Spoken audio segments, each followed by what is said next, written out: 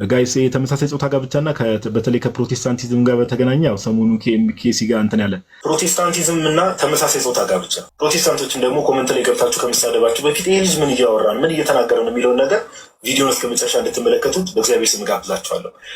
ዛሬ 3 ቸርቾችን አነሳላችኋለሁ። የመጀመሪያው ማነው? ስዊድን። በስዊድን ያለው የሉተራን ቤተክርስቲያን፣ ሁለተኛ ኢቫንጀሊካል ሉተራን ቸርች ኦፍ አሜሪካ፣ ሶስተኛ ዩናይትድ ሜቶዲስት ቸርች። እነዚህ ትላልቅ ቸርቾች የፕሮቴስታንት ቸርቾች ተመሳሳይ ጾታ ጋብቻ ላይ ያላቸውን አቋምና ኢትዮጵያ ውስጥ ያሉ ፕሮቴስታንቶች ላይ ደግሞ ምን አይነት ጫና እያሳደሩ እንደሆነም ደግሞ አሳያቸዋል። ኦኬ፣ የመጀመሪያው ስክሪኑ ላይ እንደምትመለከቱ ዘ ስዊድን ሉተራን ቸርች ዘ ኢንዲፔንደንት እንደዘገበው ዘ ስዊዲሽ ቸርች አግሪስ ቱ ኮንዳክት ጌይ ዌዲንግስ። ኦኬ፣ ተመሳሳይ ጾታ ጋብቻዎችን ለማካሄድ ተመሳሳይ ጾታ ያላቸው ስዊድን ሉተራን ቸርች ፈቅዳል። ቆይቷል፣ ከፈቀደች 15 ዓመትም ያልፏል። ኦኬ፣ ቀላል የሚባል አባላት አይደለም በውስጣቸው ደግሞ ያላቸው። አሁን የስዊድን ሉተራን ቸርች ምላችሁ ጋይስ እዚህ ላይ ስክሪኑ ላይ እንደምትመለከቱት የሉተራን ወርልድ ፌዴሬሽን ባወጣው ዘገባ መሰረት 5.5 ሚሊዮን ሜምበር አላቸው በውስጣቸው። 5.5 ሚሊዮን አባል አላቸው። 5.5 ሚሊዮን አባል ያላት ጥንታዊ ከሚባሉት ፕሮቴስታንት ቸርቾች ውስጥ የስዊድን ሉተራን ቸርች ተመሳሳይ ጾታ ጋብቻ ኤልጂቢቲኪውን አሜን ብላ ተቀብላ ቸርች ነኝ ብላ እየቀጠለች ነው። ኦኬ፣ ሁለተኛ ዘ ዩናይትድ ሜቶዲስት ቸርች ስክሪኑ ላይ እንደምትመለከቱት ይህንን ቢቢሲን የዘገበው 2024 ላይ ሀፕን ያደረገ ነገር ነው። ዘ ዩናይትድ ሜቶዲስት ቸርች ዊል አላው ኤልጂቢቲኪው ክለርጂ አፍተር 40 ይር ባን ይፈቀዳል። ፈቀደ ቸርቿ ዩናይትድ ሜቶዲስት ቸርች የምትባለው። ዩናይትድ ሜቶዲስት ቸርችም ደግሞ ቀላል የሚባል ቸርች አይደለም። በውስጡ ስክሪኑ ላይ እንደምትመለከቱት ዘ ዩናይትድ ሜቶዲስት ቸርች ኢዝ ኤ ወርልድ ዋይድ ኮኔክሽን ኦፍ አፕሮክሲሜትሊ 10 ሚሊዮን ሜምበር፣ ኦልሞስት 10 ሚሊዮን አባላት ያሉት ቸርች ነው በውስጡ። ኦፍኮርስ አፍሪካ አካባቢ 1 ሚሊዮን ሜምበር ያላቸው አንዳንድ ቸርቾች ተቃውሞታል። ይህን ሀሳብ የሚካድ ነገር አለ። ነገር ግን ኦልሞስት 8 or 9 ሚሊዮን አባል አላቸው። ኦኬ፣ ይህን ነገር በቃ ውሳኔ ተወስኗል። ቸርቿ እንደ ቸርች ተቀብላ ጌዎችን ማጋባት፣ ሌዝቢያኖችን ማጋባት፣ ጌ አገልጋዮች ሌዝቢያን አገልጋዮችን ተቀብላ ቸርች ነኝ ብላ ቀጥላለች። ስንት አልኳቸው? ኦልሞስት 9 ሚሊዮን አባላት ነው ያላቸው። ሶስተኛ ኢቫንጀሊካል ሉተራን ቸርች ኦፍ አሜሪካ። ኦኬ፣ አሜሪካ ውስጥ የሚገኝ ኢቫንጀሊካል ሉተራን ቸርች ስክሪኑ ላይ እንደምትመለከቱት ዘ ኢቫንጀሊካል ሉተራን ቸርች ኢን አሜሪካ ዊዝ አፕሮክሲሜትሊ 3.8 ሚሊዮን ሜምበርስ ሃዝ ፓስድ ሪፒትድ ሪዞሉሽንስ ቱ ዌልካም ኤልጂቢቲኪው ፒፕል። ኦኬ፣ ተመሳሳይ ጾታ ጋብቻንም ሆነ የተመሳሳይ ጾታ ጌ የሆኑ ሌዝቢያን አገልጋዮችን ሆነ ሜምበሮችን ለመቀበል ወስናለች። ኦልሞስት 3.8 ሚሊዮን አባላት ያሏቸው ኢቫንጀሊካል ሉተራን ቸርች ኦፍ አሜሪካ። እነዚህ ሶስቱን ቁጥሮችን ስንደምር ጋይስ አሁን ቅርብ ጊዜ ፔንቴኮስታሎች ምናምን አላነሳን ባይዘው እነሱ ውስጥ ገባ አሸን ነው የሚያወጣው ከቀደሙት ከሚባሉት ናቸው እነዚህ። ኦኬ፣ ቁጥሩን ስንደምር ኦልሞስት ወደ 19 ሚሊዮን አካባቢ ጾታ ጋብቻን አሜን ብለው የተቀበሉ አሉ። ኢትዮጵያ ውስጥ ካሉ ፕሮቴስታንቶች ጋር ምን አገናኛቸው ነው ጥያቄ። ኦኬ፣ ፕሮቴስታንቲዝም ወዴት ሊድ እንደሚያደርገው ኦፍኮርስ እያየን ነው። እዚህ አታች ያለው ቁጥሮችን ተመልከቱ። ጌታውን የራሙ የሚባል ግለሰብ የመካነ ኢየሱስ ቤተክርስቲያን አባል ነው። ጁላይ ፌስቡክ ገጹ ላይ በጻፈው ኦክቶበር 21 ላይ ጁላይ 27 2024 ላይ የኤገስት ስነ መለኮት ትምህርት ቤት ተመራቂዎች እንግዲህ ነበሩ። እዛ ፕሮግራም ላይ የተገኙ ሰዎች በጣም ያስደመሟቸዋል ጋይዝ። እዛ ፕሮግራም ላይ ስክሪኑ ማየት ትችላላችሁ፣ ማንበብ ትችላላችሁ። ስክሪንሾት አድርጋችሁ የተገኙ ሰዎችን ተመልከቱ። አንደኛ አርክ ቢሾፕ ማርቲን ሞደስ ከስዊድን ቤተክርስቲያን ከስዊድን ሉተራን ቤተክርስቲያን ተመሳሳይ ጾታ ጋብቻ የምትቀበለው ከዛች ቤተክርስቲያን እንግዳ ተጋብዟል። ኢትዮጵያ ውስጥ የጌዮችን ጋብቻ የሌዝቢያኖችን ጋብቻ የሚደግፍ አካል ተጋብዟል። የኤገስት ስነ መለኮት ተማሪዎች ምርቃት ላይ ቁጥር 2 ቢሾፕ ኤልሳቤት ኢተን ከአሜሪካ ወንጌላዊት ሉተራዊት ቤተክርስቲያን ኢቫንጀሊካል ሉተራን ቸርች ኦፍ አሜሪካ ከሚባለው እችን ተጋብዛለች። ቀንደኛ ጠንቃኛል። ጌዮችን የምትደግፍ ሌዝቢያኖችን የምትደግፍ አገልጋይ መሆን አለባቸው እንዲህ ብላ የምትደግፍ ቀንደኛ። አሁን እዚህ ፕሮግራም ላይ ደግሞ የተጋበዙት ኢትዮጵያ ውስጥ ያሉ ትላልቅ ሰዎች አሉ። እነማበሉ ቁጥር 3ን ተመልከቱ። ሪቨረንድ ዶክተር ዮናስ ይገዙ የኢትዮጵያ ወንጌላዊት ቤተክርስቲያን መካነ ኢየሱስ ፕሬዚዳንትና የኤገስት ባለድርሻ አካላት ሊቀመንበር። ለምን ተገኙ ዶክተር ዮናስ ይገዙ? እነዛ ሰዎች ከየት እንደመጡ ኢንቴንሽናቸው አላማቸው እየታወቀ ለምን ተገኙ ዶክተር ዮናስ ይገዙ? ይህንን ጠይቃል። ቁጥር 4 ዶክተር ጣሰው ገብሬ የኢትዮጵያ ቃለ ሕይወት ቤተክርስቲያን ፕሬዚዳንት፣ የቃለ ሕይወት ፕሬዚዳንት፣ የመካነ ኢየሱስ ፕሬዚዳንት እዚህ ቦታ ላይ ተገኝቷል። 5ኛው መጋቢ ጻድቁ አብዶ የወንጌላውያን አብያተ ክርስቲያናት ፕሬዚዳንት መጋቢ ጻድቁ አብዶ እነዚህ ሰዎች በተገኙበት ተገኝቷል። ለምን ተጋበዙ? ለምን ተገኙ? ምንድን ነው አላማቸው? ፕሮቴስታንቲዝም ሰዎችን ወዴት እንዲድ እያደረገ ያለ? መጽሐፍ ቅዱስ ብቻ የሚለው አስተምሮ ማንም መጽሐፍ ቅዱስን እያነበበ ወዴት ነው ሰው ይሄዳል? እና እባካችሁ ያላችሁበትን ቦታ አስተውሉ። የጌታ ሰላም ከኔ ከእናንተም ጋር ይሁን። እግዚአብሔር ሁላችንን ይርዳል።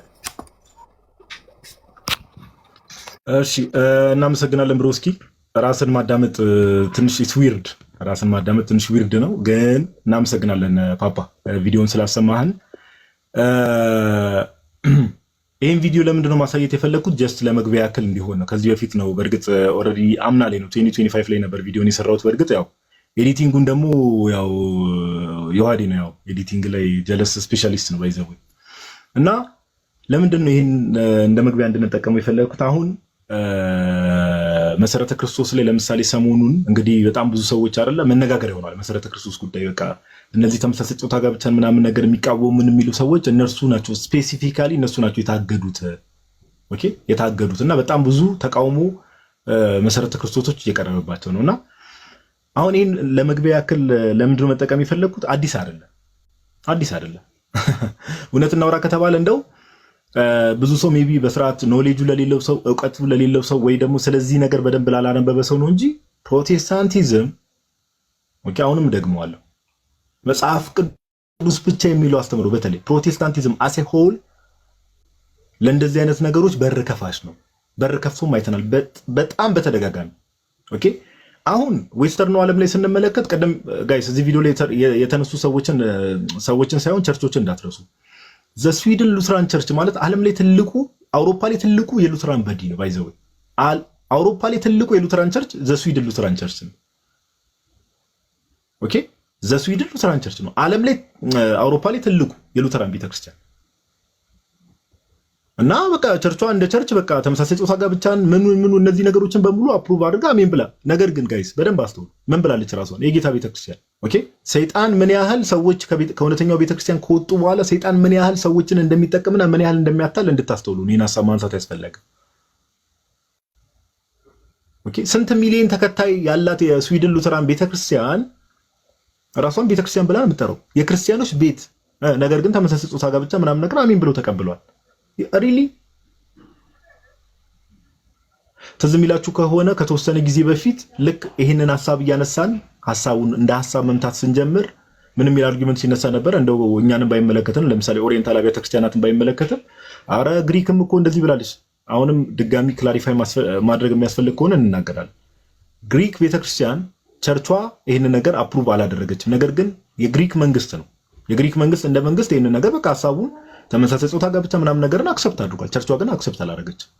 ኦኬ ሐሰትን ሐሰት ብሎ መናገር ስለሚያስፈልግ ወደ ቀደመው ስንመለስ ግን እነዚህ ሉትራኖች አውሮፓ ውስጥ ትልቁ ሉትራን በዲ የስዊድን ሉትራን ቸርች ራሳቸውን ቸርች ብለው ጠርቷል። እስቲ ሉትራን ተብሎ ነው የሚጠሩት። ነገር ግን ተመሳሳይ ጾታ ጋብቻ ጋይስ እስቲ ራሳችሁን ህሊና ያለው ሰው ይመርምር። የጌታ ቤተክርስቲያን እንደዚህ አይነት ነገር የምር የጌታ ቤተክርስቲያን ናት ወይ?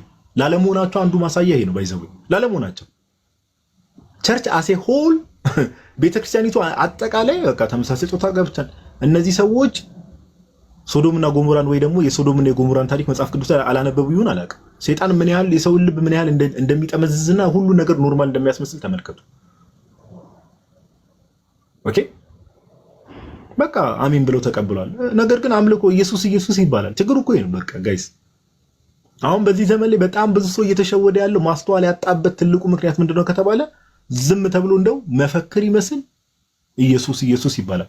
ችግር የለውም። በቃ ተመሳሳይ ጾታ ጋብቻን አሜን ብለህ ትቀበላለህ፣ ኢየሱስ ትላለህ። ኦኬ ተመሳሳይ ጾታ ጋብቻ ጌ የሆኑ ሌዝቢያን የሆኑ ሰዎች ቸርች ውስጥ እያገለገሉልህ እንዴ? ቀጣይ እኮ ምንም ጥያቄ የለም እኮ። ቀጣይ ምንድን ነው የሚሆነው? ቅዱስ ቁርባንን የሚያቀብሉት እነሱ ናቸው። ቅዱስ ቁርባን ካን ዩ ኢማጂን? ኦኬ ለዚህ ነው ቤተክርስቲያን ላለመሆናቸው ማሳያ ራሱ አንዱ ይሄ ነው። እግዚአብሔር በዚህ መልኩ ባይዘው ያጋልጣል። በቃ ቸርች የሱ ቸርች ጭራሽ ቸርች የሚለው መጠሪያ ይዛሉ። ራሳቸውን ቤተክርስቲያን ብለው የክርስቲያኖች ቤት ብለው ስም ማውጣት ከፈለጉ በእርግጥ አንከለከለም፣ ግን ላለመሆናቸው ማሳያው ይሄ ነው ጋይስ።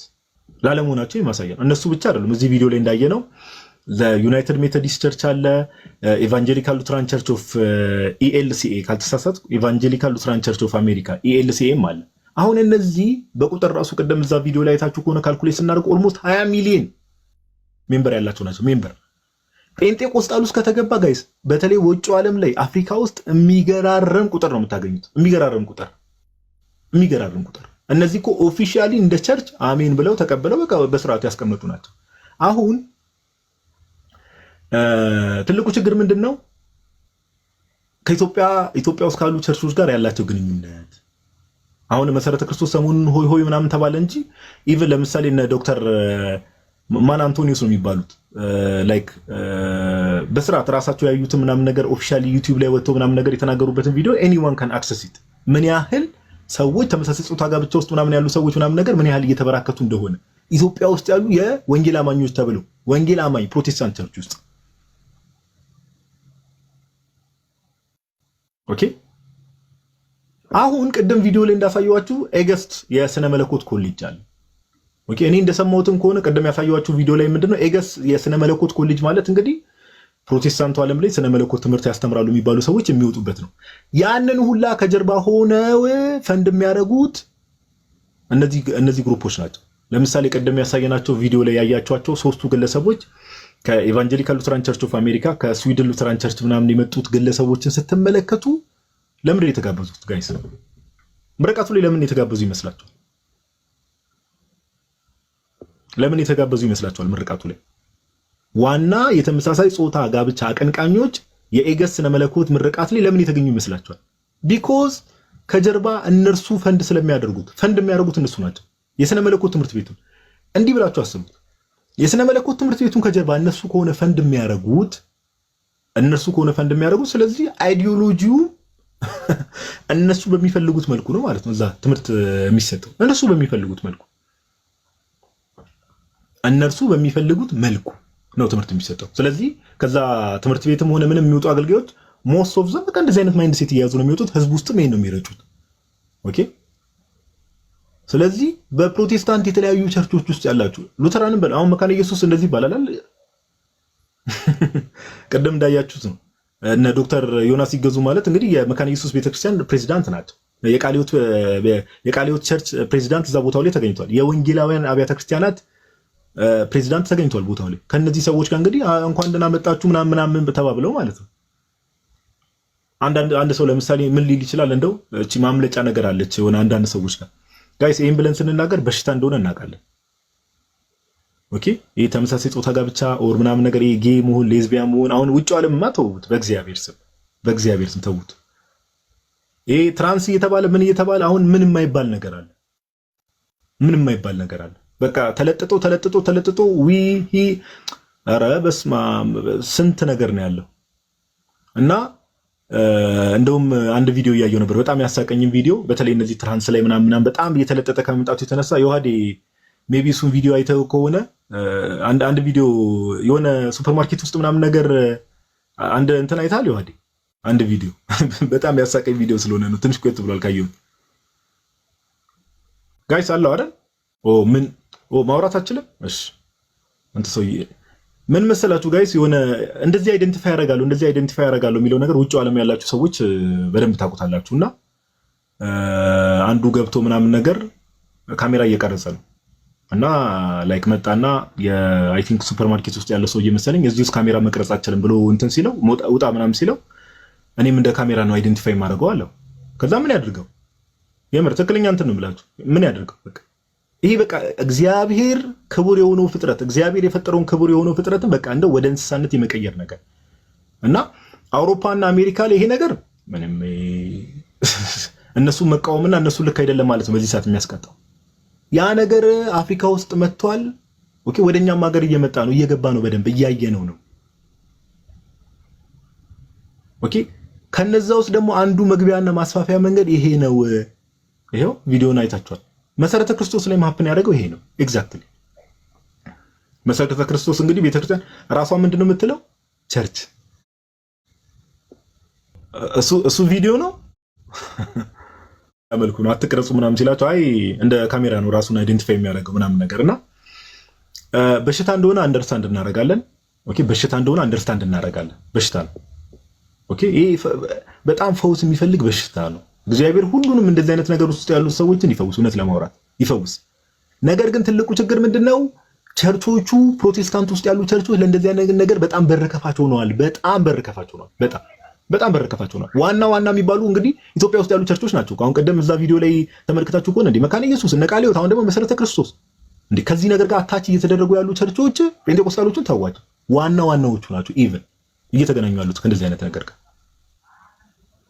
ኦኬ ዋናዎቹ ናቸው። ስለዚህ ቀጣዩ ምንድነው የሚሆነው ከተባለ ቸርቿን ሊድ የሚያደርጉ ፕሬዝዳንቶች ምናምን ከእንደዚህ አይነት ሰዎች ጋር ስትሮንግ የሆነ ኮኔክሽን ካላቸው ኦኬ የሥነ መለኮት ትምህርት ቤቶችን በዚህ ደረጃ መቆጣጠር ከቻሉ እነዚህ ሰዎች ስለዚህ ምዕመኑም ሆነ ምንም ስለዚህ ኢትዮጵያ ውስጥ ያሉ እነዚህ የምንላቸው መካነ ኢየሱስ ቃለ ሕይወት ምናምን የሚባሉ ቸርቾች የጊዜ ጉዳይ ነው እንጂ ከተወሰነ ጊዜ በኋላ ምንም ጥያቄ የለውም። ነብይ እንዳትሉኝ ከተወሰነ ጊዜ በኋላ ይሄን ዓመት አይደለም ከተወሰነ ጊዜ በኋላ ምንም ግልጽ ነው እንደዚህ አይነት ነገሮችን ኦፊሻሊ አክሰፕት የማድረግ እድላቸው በጣም ከፍተኛ ነው። በጣም ከፍተኛ ነው። ኦኬ በጣም ከፍተኛ ነው። እና እንደው ለሁሉም እግዚአብሔር ማስተዋል ይስጥ። እውነት ለማውራት ግን አሁን በዚህ ነገር ውስጥ ሁለት ነገር እንድታስተውሉ ነው የምንፈልገው። አንደኛ እውነት እንደው እንደዚህ አይነት ህብረት ውስጥ ያላችሁ ሰዎች እግዚአብሔር አምላክ እንደው በቃ አይናችሁን ይግለጥላችሁ። እኔ ምንም ማለት ኦኬ አይናችሁን ይግለጥላችሁ። ኦኬ ጌታ ከዚህ በላይ ያላችሁበት ህብረት ትክክለኛ ህብረት እንዳልሆነ በምን መንገድ ሊያሳያችሁ እንደሚችል እግዚአብሔር ያውቃል። ያላችሁበት ህብረት ትክክለኛ ህብረት እንዳልሆነ ከዚህ በላይ በምን ሊያሳውቃችሁ እንደሚችል አላውቅም። ኦኬ በምን መልኩ እንደሚያሳውቃችሁ አላውቅምና አንዳንዴ አይኖቻቸው እንዳያዩ ጆሮቻቸውም እንዳይሰሙ ምናምን የሚለው ትንቢት የእርሱ ትንቢት መፈጸሚያ እንዳትሆኑ ጥንቃቄ ይፈልጋል እግዚአብሔር በሚያውቀው እና እግዚአብሔር ይደርስላችሁ። ያው እኛ ኢትዮጵያውያን እንደ ከልቸር ምናምን ነገር እንደዚህ አይነት ነገር ላይ ኦፍ ኮርስ እንቃወማለን እንላለን፣ ግን ቀስ በቀስ ነው ነገሩ የሚገባው። ቀስ በቀስ ነው እየገባ ያለው። ኦኬ ቀስ በቀስ ነው እየገባ ያለው፣ የሚገባው ቀስ በቀስ ነው። ስለዚህ we should be careful እና ደግሞ እንደዚህ አይነት ህብረት ውስጥ ያላችሁ ሰዎች እንደው በቃ እኔ አሁን እንደዚህ አይነት ቸርች ውስጥ ምናምን ሄዶ ራሱ ኦኬ አምልኮ ምናምን እንዴት እንደምትፈጽሙ ራሱ አላውቅም። እንዴት እንደዚህ አይነት ቸርቾች ውስጥ ራሱ ሄዳችሁ ህብረት እንደምታደርጉ አላውቅም። ኦኬ ስለዚህ ራስን ዞር ብሎ ማየት ያስፈልጋል። ሜቢ ዮሐዴ ማውራት የምትችል ከሆነ እንደው ይሄ ማውራት የምትችል ከሆነ ይሄ እምነት ብቻ አልኩኝ ሶሪ ይሄ ድነት አይጠፋም ወይ ደግሞ ሳልቬሽን አይታጣም የሚለው ትምህርት አሁን ዮሐዴ እንደምናውቀው ማውራት ትችላለህ? አንዴ ኮንፊርም አድርገኝ። ረጅም ሰዓት ካወራሁ በኋላ በኮሜንት ከምታሳውቀኝ ትችላለህ ማውራት? እችላለሁ። ኦኬ እና ሜቢ ምንድነው አንዳንድ ነገሮች ያው ትምህርቶች ናቸው። ትምህርቶች ሰዎችን ወደ ስህተት ጎዳና እንዲሄዱ ባይዘው ትምህርቶች በጣም ባለፈው አንደኛ ጢሞቴዎስ ምዕራፍ 4 ቁጥር 16 አንስተን ነበርና ቅዱስ ጳውሎስ ለመንፈሳዊ ልጁ ለጢሞቴዎስ ለራስና ለትምህርት ተጠንቀቅ የሚሰሙህንም ራስንም ታድናለህና ብሎ ሲነግረው እንመለከታለንና ሜቢ ዮሐዴ እነዚህ ዋን ሴቭድ ኦልዌይስ ሴቭድ ድነት አይታጣ የሚለው ትምህርት አሁን እንደምናውቀው በጣም ብዙ ፕሮቴስታንቱ ዓለም ውስጥ ጴንጤ ውስጥ ምን ውስጥ በጣም እየተስፋፋ ያለ ትምህርት ነውና ይሄ ትምህርት በራሱስ እንደዚህ አይነት ነገሮች እንዲስፋፉ ሰው ሬክለስ ሆኖ ኬርለስ ሆኖ እንዲኖር በር አይከፍትም ወይ ዮሐዴ? እስቲ እዚህ ነገር ላይ ሐሳብ ስጥበት። ያ ቃል የታሰማልን ጋዲ አሪፍ አድርገ አብራርተው ነበር። ባይዘዌ ይሄ የጋዲ ቪዲዮ በጣም ብዙ ነገሮችን የያዘ ምናምን ስለሆነ ደግማችሁ ምናምን ብታዩት አሪፍ ነው። ኦኬ ትንሽ ቆየት ብሏል ከተሰራ፣ ግን አሪፍ ነገሮች ማሳያ ነው። በጊዜ ካልተጠነቀቅ ምናምን በጣም ትልቅ ችግር ውስጥ ሀገራችን ውስጥ የሚያስገባ ነገር ነው እና ይሄ ነገር ባለፈው አይ ቲንክ ከዮኒ ማኛ የሆነ ፕሮቴስታንት ሲያወራ ወደ ኢትዮጵያም ከገባ የሚገባው በፕሮቴስታንት በኩል ነው የሚል ሀሳብ አንስቶ ነበረ ዮኒ ማኛ እና ትክክል ነው፣ እውነት ለመናገር ማለት ነው። ይሄን ጸያፍ ተግባር ከገባ ወደ ኢትዮጵያ የሚገባው በዚህ ትምህርት የተነሳ ምክንያቱም ፕሮቴስታንቲዝም በራሱ እንደነዚህ አይነት ለኃጢአት ከባባድ ኃጢአቶች ለመስራት ትምህርቱ ስለሚጋብዝ ማለት ኦኬ ትምህርቱ ይጋብዛል። ታስታውሳላችሁ ከነ ሙለታ ጋር ምናምን ስንወያይ ገላትያ ምዕራፍ 5 ከቁጥር 19 ጀምረው የስጋ ስራ የተገለጠ ነው የሚሉ ነገሮች አይ እሱ ክርስቲያን ቢሰራቸውም ድህነቱ አያጣም አይነት ነገር እነዚህ እየተነገሩ ያሉ ለአህዛብ ነው ከክርስትና ውጭ ላሉት ነው አይነት ነገር ወይም ደግሞ ለአይሁዳውያን ብቻ ነው።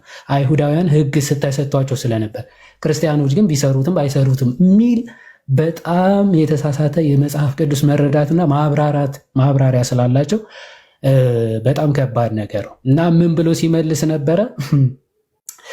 ያው ወንጌላውያን ወይም ደግሞ ፕሮቴስታንቶች ማለት መልከ ጥፉ በስም ይደግፉ ነው ወንጌላውያን ብለው ነው ራሳቸው የሚጠሩት።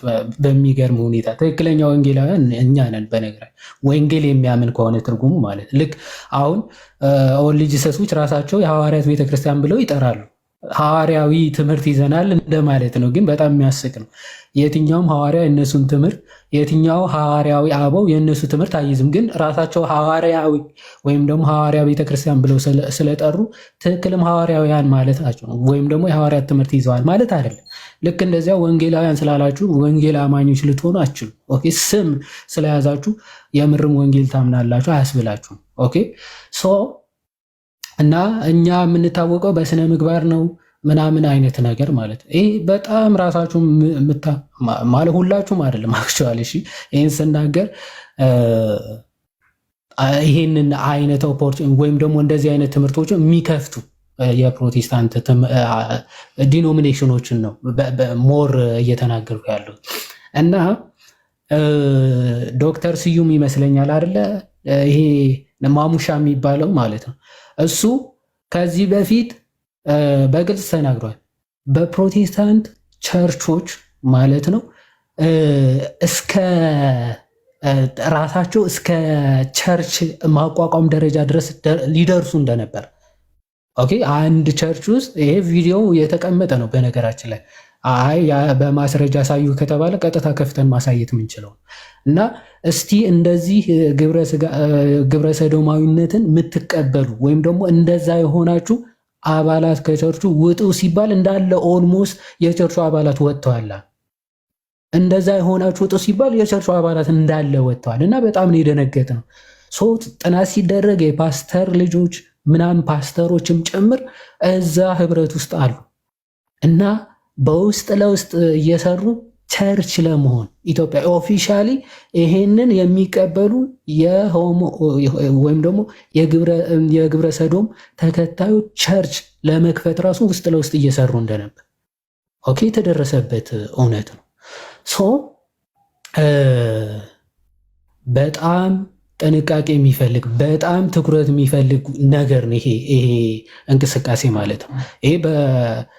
ይሄ የመካነ ኢየሱስ ፓስተር ትልቁ መላጣው የምታውቋቸውን ከሆነ ይሄ እንቅስቃሴ በጣም ትኩረት ካልተደረገበት በቸርች ደረጃ ነገ ኦፊሻሊ ወጥተው በቃ እኛ ተመሳሳይ ጾታ ግንኙነት የምንደግፍ ክርስቲያኖች ነን የሚል በውጭዎቹ የምታዩት ይሄ ኦፊሻሊ ዲክላሬሽን የሚጠቀሙት ነው። ባይዘው እንደውም በቸርቾች ደረጃ ሆሞሴክሹዋል ሆነው ጋብቻ ማድረግ ለሚሳናቸው ወይም ደግሞ ለአቃታቸው ሰፖርት እናደርጋለን በቸርች ደረጃ የሚሉ ቸርቾች ውጩ ኦፊሻሊ እንደዚህ አይነት እንቅስቃሴዎች እያደረጉ ነው።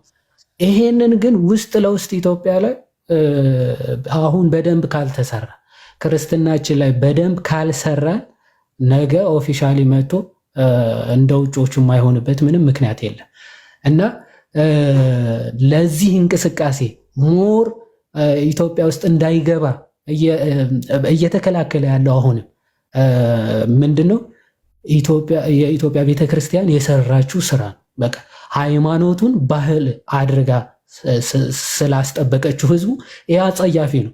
በፕሮቴስታንትም ዘንድ አሁን እየተሸረሸረ ይሄ የውጩ እንቅስቃሴ ምናምን ኢትዮጵያዊነቱን ባህሉን እያጠፉ የውጩን ባህል ኦኬ ሃይማኖታዊ የሆነውን ባህል አጥፍተው ውጫዊ የሆነውን ባህል አዳፕት እንዲያደርግ ካደረጉት በኋላ ህዝቡ ከዛ በቀላሉ እንደዚህ አይነት እንቅስቃሴዎች ለማስገባት በጣም ቀላል ነው። ግን አሁን በህዝቡ ላይ ቤተክርስቲያን የሰራችው የሚያስደንቅ ባህልም ትምህርት ማለት ሃይማኖቱ ባህል እንዲሆን ማለት አሁን በስነ ምግባር በህይወትም ክርስትናው እንዲመስል አድርጋ ነው ቤተክርስቲያን ህዝቡን የሰራችው። ለዛ ነው የተመሳሳይ ጾታ ግንኙነት አጸያፊ እንደሆነ በህዝቡ የተሰራ በቤተ ክርስቲያኒቱ ስራ በቤተ ክርስቲያኒቱ ባህል ሃይማኖቱን ባህል አድርጋ በመስራቷ ነው ማለት። ይህንን ባህል እየጠፋ እየደበዘዘ የውጭዎቹን አዳፕት እያደረግን ሞደርን ይሄ ምንድን ነው ይሄ ግሎባላይዜሽን ወይም ደግሞ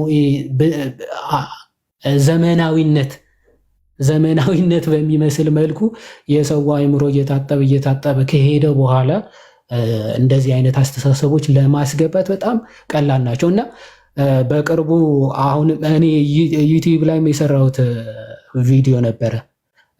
አንድ ፕሮቴስታንት ነው እና ሆሞ ሴክሹዋልም ነው እና ላይቭ ከፍቶ የፕሮቴስታንት መዝሙር ይዘምራል ምናምን ታውቁታላችሁ አይደል? እና ገብተው ገስት ላይ ገብተው ኦኬ ተባረክ ምናምን እያሉ ሳያበረታቱት የነበሩት ፕሮቴስታንት ኢትዮጵያውያን ፕሮቴስታንት ተከታዮች ናቸው። በሚያሳዝን ሁኔታ ማለት እና እሱ ምን እያለ ነው እንግዲህ የሚዘምረው በእነሱ ያደረግኩት የለም ስለ መዳኔ በጸጋው ድኛለሁ እያለ ነው። ሆሞሴክሹዋል ነው ግን ያደረግኩት የለም ስለ መዳኔ ሰው በጸጋው ድኛለሁ የሚል ዝማሬ እየዘመረች ወር እየዘመረ በራሱ እንደ ሴት ነው እንትን የሚያደርገው። እንደዚህ ብሎ ሲዘምር ሲያበረታቱት የነበሩት ፕሮቴስታንት ተከታዮች ናቸው። ይሄንን ምን እንዲያደርግ ሰው ማለት ነው አዳፕት እንዲያደርገው እንደዚህ አይነት ባህሎችን እንደዚህ አይነት ድርጊቶችን እንዲለምድ በሃይማኖት ሰበብ ማለት ነው እና ጥንቃቄ ያስፈልጋል። አጠር አድርጌ ወደ ትምህርቱ የተወሰነ ሀሳብ ላንሳና ሰዎች እንትን ለማለት እንሞክር። መዳን ይሄ ሁሉ የሚጋብዘው ወይም ደግሞ እንደዚህ አይነት ታላላቅ ኃጢአቶች ቀለል አድርገህ እንድደፍር የሚያደርገው ግን ምንድን ነው ነው? ኦኬ እንደው ዝም ብሎ ለፕሮቴስታንት አለውኝ አጋድ ኦኬ እንደው ዝም ብለን ጥላቻ ምናምን ስላለን ነው ወይስ ትምህርቱ ላይ ነው ዋናው ኢንቴንሽናችን? ትክክል፣ ትምህርቱ ላይ ነው ዋና ኢንቴንሽናችን። ባይዘው ሰዎቹ ላይ አይደለም። ትምህርቱ በቃ እንደዚህ አይነት ኃጢአቶችን በጣም ቀለል አድርገህ እንድትመለከታቸውና ምንም እንዳይደሉ እነዚህም ብትሰራ ራሱ ድህነት እንደማታጣው እንድታምን የሚያደርግህ ትምህርት ስላለ ለእንደነዚህ አይነት ኃጢአቶች ወይም ደግሞ ለእንደነዚህ አይነት በደሎች መንገድ የሚከፍት ነው። መጽሐፍ ቅዱስ እንደምናውቀው እንኳን እንደዚህ ክርስቲያን ሆኖ እንኳን እንደነዚህ አይነት ከባባድ ኃጢአቶች ይቅርና መልካም ስራ አለመስራት ራሱ እንደሚያስፈርድ መጽሐፍ ቅዱስ በሚገባ ነው የሚናገረው አይደል? ኃጢአት መስራት ለክርስቲያን እንዴ በጣም እኮ የወረደ ነው። እንኳን ለክርስቲያን ኃጢአት መስራት ድነትን አያሳጣህም ሊባል ይቅርና መልካም አለመስራት ራሱ ያስቀጣል። ምክንያቱም ኃጢአት መስራት ማስቀጣትማ በብሉይ ኪዳን የሚያስቀጣ ነበር እኮ። ኃጢአት ጸጋ ባልነበረበት ሰዓት ኃጢአት ቢሰሩ ይቀጣሉ፣ የኃጢአታቸው ዋጋ ያገኛሉ። ንስሐ ካልገቡ ካልተመለሱ በብሉይ ኪዳንም ኃጢአት ለሰራ ሰው ይቀጣ ነበር። እንግዲህ ጸጋ ባልነበረበት ሰዓት ማለት ነው። አሁን እነዚህ ሰዎች ክርስቶስን ራሱ የኃጢአት አገልጋይ ለማድረግ የተነሱ ናቸው። እንኪያስ ክርስቶስ የኃጢአት አገልጋይ ታደርጉታላችሁ። ክርስቶስ መጥቶ የሞተው አንተ ኃጢአት ብትሰራም ባትሰራም ምንም ችግር የለውም ለማለት ከሆነ ለኃጢአት ጋራንቲ ሊሰጥ ከሆነ ክርስቶስ ራሱ የኃጢአት አገልጋይ ታረገዋለ ማለት ነው። ሎቱ ስብሐት ነው። ጌታችን ግን እሱ ጻድቅ እንደሆነ ጻድቃን እንድንሆን ኦኬ ኃጢአት ሰልጥኖብን የነበረው ለኃጢአት የሞትን ለጽድቅ ሕያዋን የሆን እንድንሆን እንጂ ኃጢአት ብትሰራም ባትሰራም እንዴ ለክርስቲያን ራሱ እንደዚህ ነውር እኮ ነው በጣም እንኳን ለክርስቲያን ለአይሁዳዊ ራሱ ኃጢአት መስራት ነውር ነው። ኦኬ ላመነዘረ በድንጋይ ተወግሮ ይሙት የተባለ እኮ ኃጢአት እንዳሰራ ኃጢአት በጣም ያዘነበልበት ሰዓት እንኳን ኃጢአት በጣም አጸያፊ ነው፣ ከእግዚአብሔር የሚያርቅ ነገር ነው እና ሐዋርያ ቅዱስ ጳውሎስ አንደኛ ቆሮንቶስ መልእክቱ ምዕራፍ 10 ሲናገር አይሁዳውያን የእግዚአብሔር ሕዝቦች ሆነው ከግብፅ ወደ ኢየሩሳሌም ወይም ደግሞ ከነዓን የተስፋይቱ ምድር በሚጓዙበት ሰዓት በየመንገዱ አያሌዎች እስራኤላውያን መንገድ ላይ የቀሩት ኃጢአት በመስራታቸው ነው ይላል። አንዳንዶቹ ሲሰስኑ፣ አንዳንዶቹ በእግዚአብሔር ላይ ሲያጉረመርሙ፣ አንዳንዶቻቸው ኃጢአትን ሲሰሩ ኦኬ ሲያመነዝሩ በምድረ በዳ እግዚአብሔርን ደስ ባላሰኙት ጊዜ በእግዚአብሔር ላይ ባንጎራጎሩ ጊዜ ኃጢአትን በሰሩ ጊዜ ሁሉም ምድረ በዳ ላይ ወድቀው ቀርተዋል አለ። ይህንም የተጻፈው ለእኛ ምሳሌ እንዲሆነን ነው አለ። ምሳሌው ምንድን ነው? ከግብፅ ወጥተን ከነዓን መሄድ ነው። ክርስትና ማለት ከሲኦል ባርነት ነፃ በክርስቶስ ወጥተ ከዛ በኋላ ጉዞ ታቆማለህ አታቆምም? ጉዞ ትሄዳለህ። የምትሄደው ጉዞ ምንድነው? ተስፋ የተደረገልህ መንግስት አለ። እሱ ሰማያዊ መንግስት፣ ኢየሩሳሌም ሰማያዊት ወይም ደግሞ መንግስተ ሰማያት ነው። ወደዛ በምትሄድበት ጉዞ ሁሉ ሩጫ ነው ወይም ደግሞ ፈተና አለ፣ መንገድ ነው፣ ሩጫ ነው፣ እየሮጥክ ነው የምትሄደው። እና ቀድሞ ምዕራፍ 9 ላይ ምን ብሎ ይናገራል? ወደ መንግስተ ሰማያት የሚደረገው ጉዞ ሩጫ ይመስላል ይልና ሮጦ ያሸነፈ እርሱ እንደሚሸለም በውድድሩ ወይም ደግሞ በሩጫው ሜዳ ላይ የገባ ሁሉ ተሸላሚ እንደማይሆን ሁሉ ይላል ሐዋርያ ቅዱስ ጳውሎስ። ኦኬ እኛም እንደዚሁ ነው። በውድድሩ ሩጫ በትራኩ ገብተናል። በትራኩ ገብተህ ግን ሮጠ ማሸነፍ ካልቻልክ ኦፍኮርስ አንተም ተጥለህ ትወድቃለህ፣ ተጥለህ ትቀራለህ ይልና ሐዋርያ ቅዱስ ጳውሎስ ግን አንተም ብቻ ሳይሆን ራሱንም ጭምር ማለት ራሱንም ጭምር ውድድሩ ላይ ሩጫው ላይ ሮጦ ካላሸነፈ ወድቆ ተቆርጦ እንደሚጣል ሲናገር ለሁሉም እኔም ወንጌል ከሰበኩ በኋላ ቁጥር 27 ማለት ነው። አንደኛ ቆሮንቶስ ምዕራፍ 9 27 ላይ ወንጌልን ከሰበኩ በኋላ እኔ ደግሞ የተጣልኩ ሆኜ እንዳልቀር ስጋዬን እያስጎሰምኩ አስገዛለሁ አለ ሐዋርያ ቅዱስ። ስለዚህ ሩጫው ላይ ገብቻለሁ፣ እየሮጥኩ ነው፣ ወንጌልን እየሰበኩ ነው አለ። ወንጌልን ሰብኬ ለሌሎች ከሰበኩ በኋላ ደግሞ እኔ የተጣልኩ ሆኜ እንዳልቀር ምን አደርጋለሁ? ስጋዬን እያስጎሰምኩ አስገዛለሁ።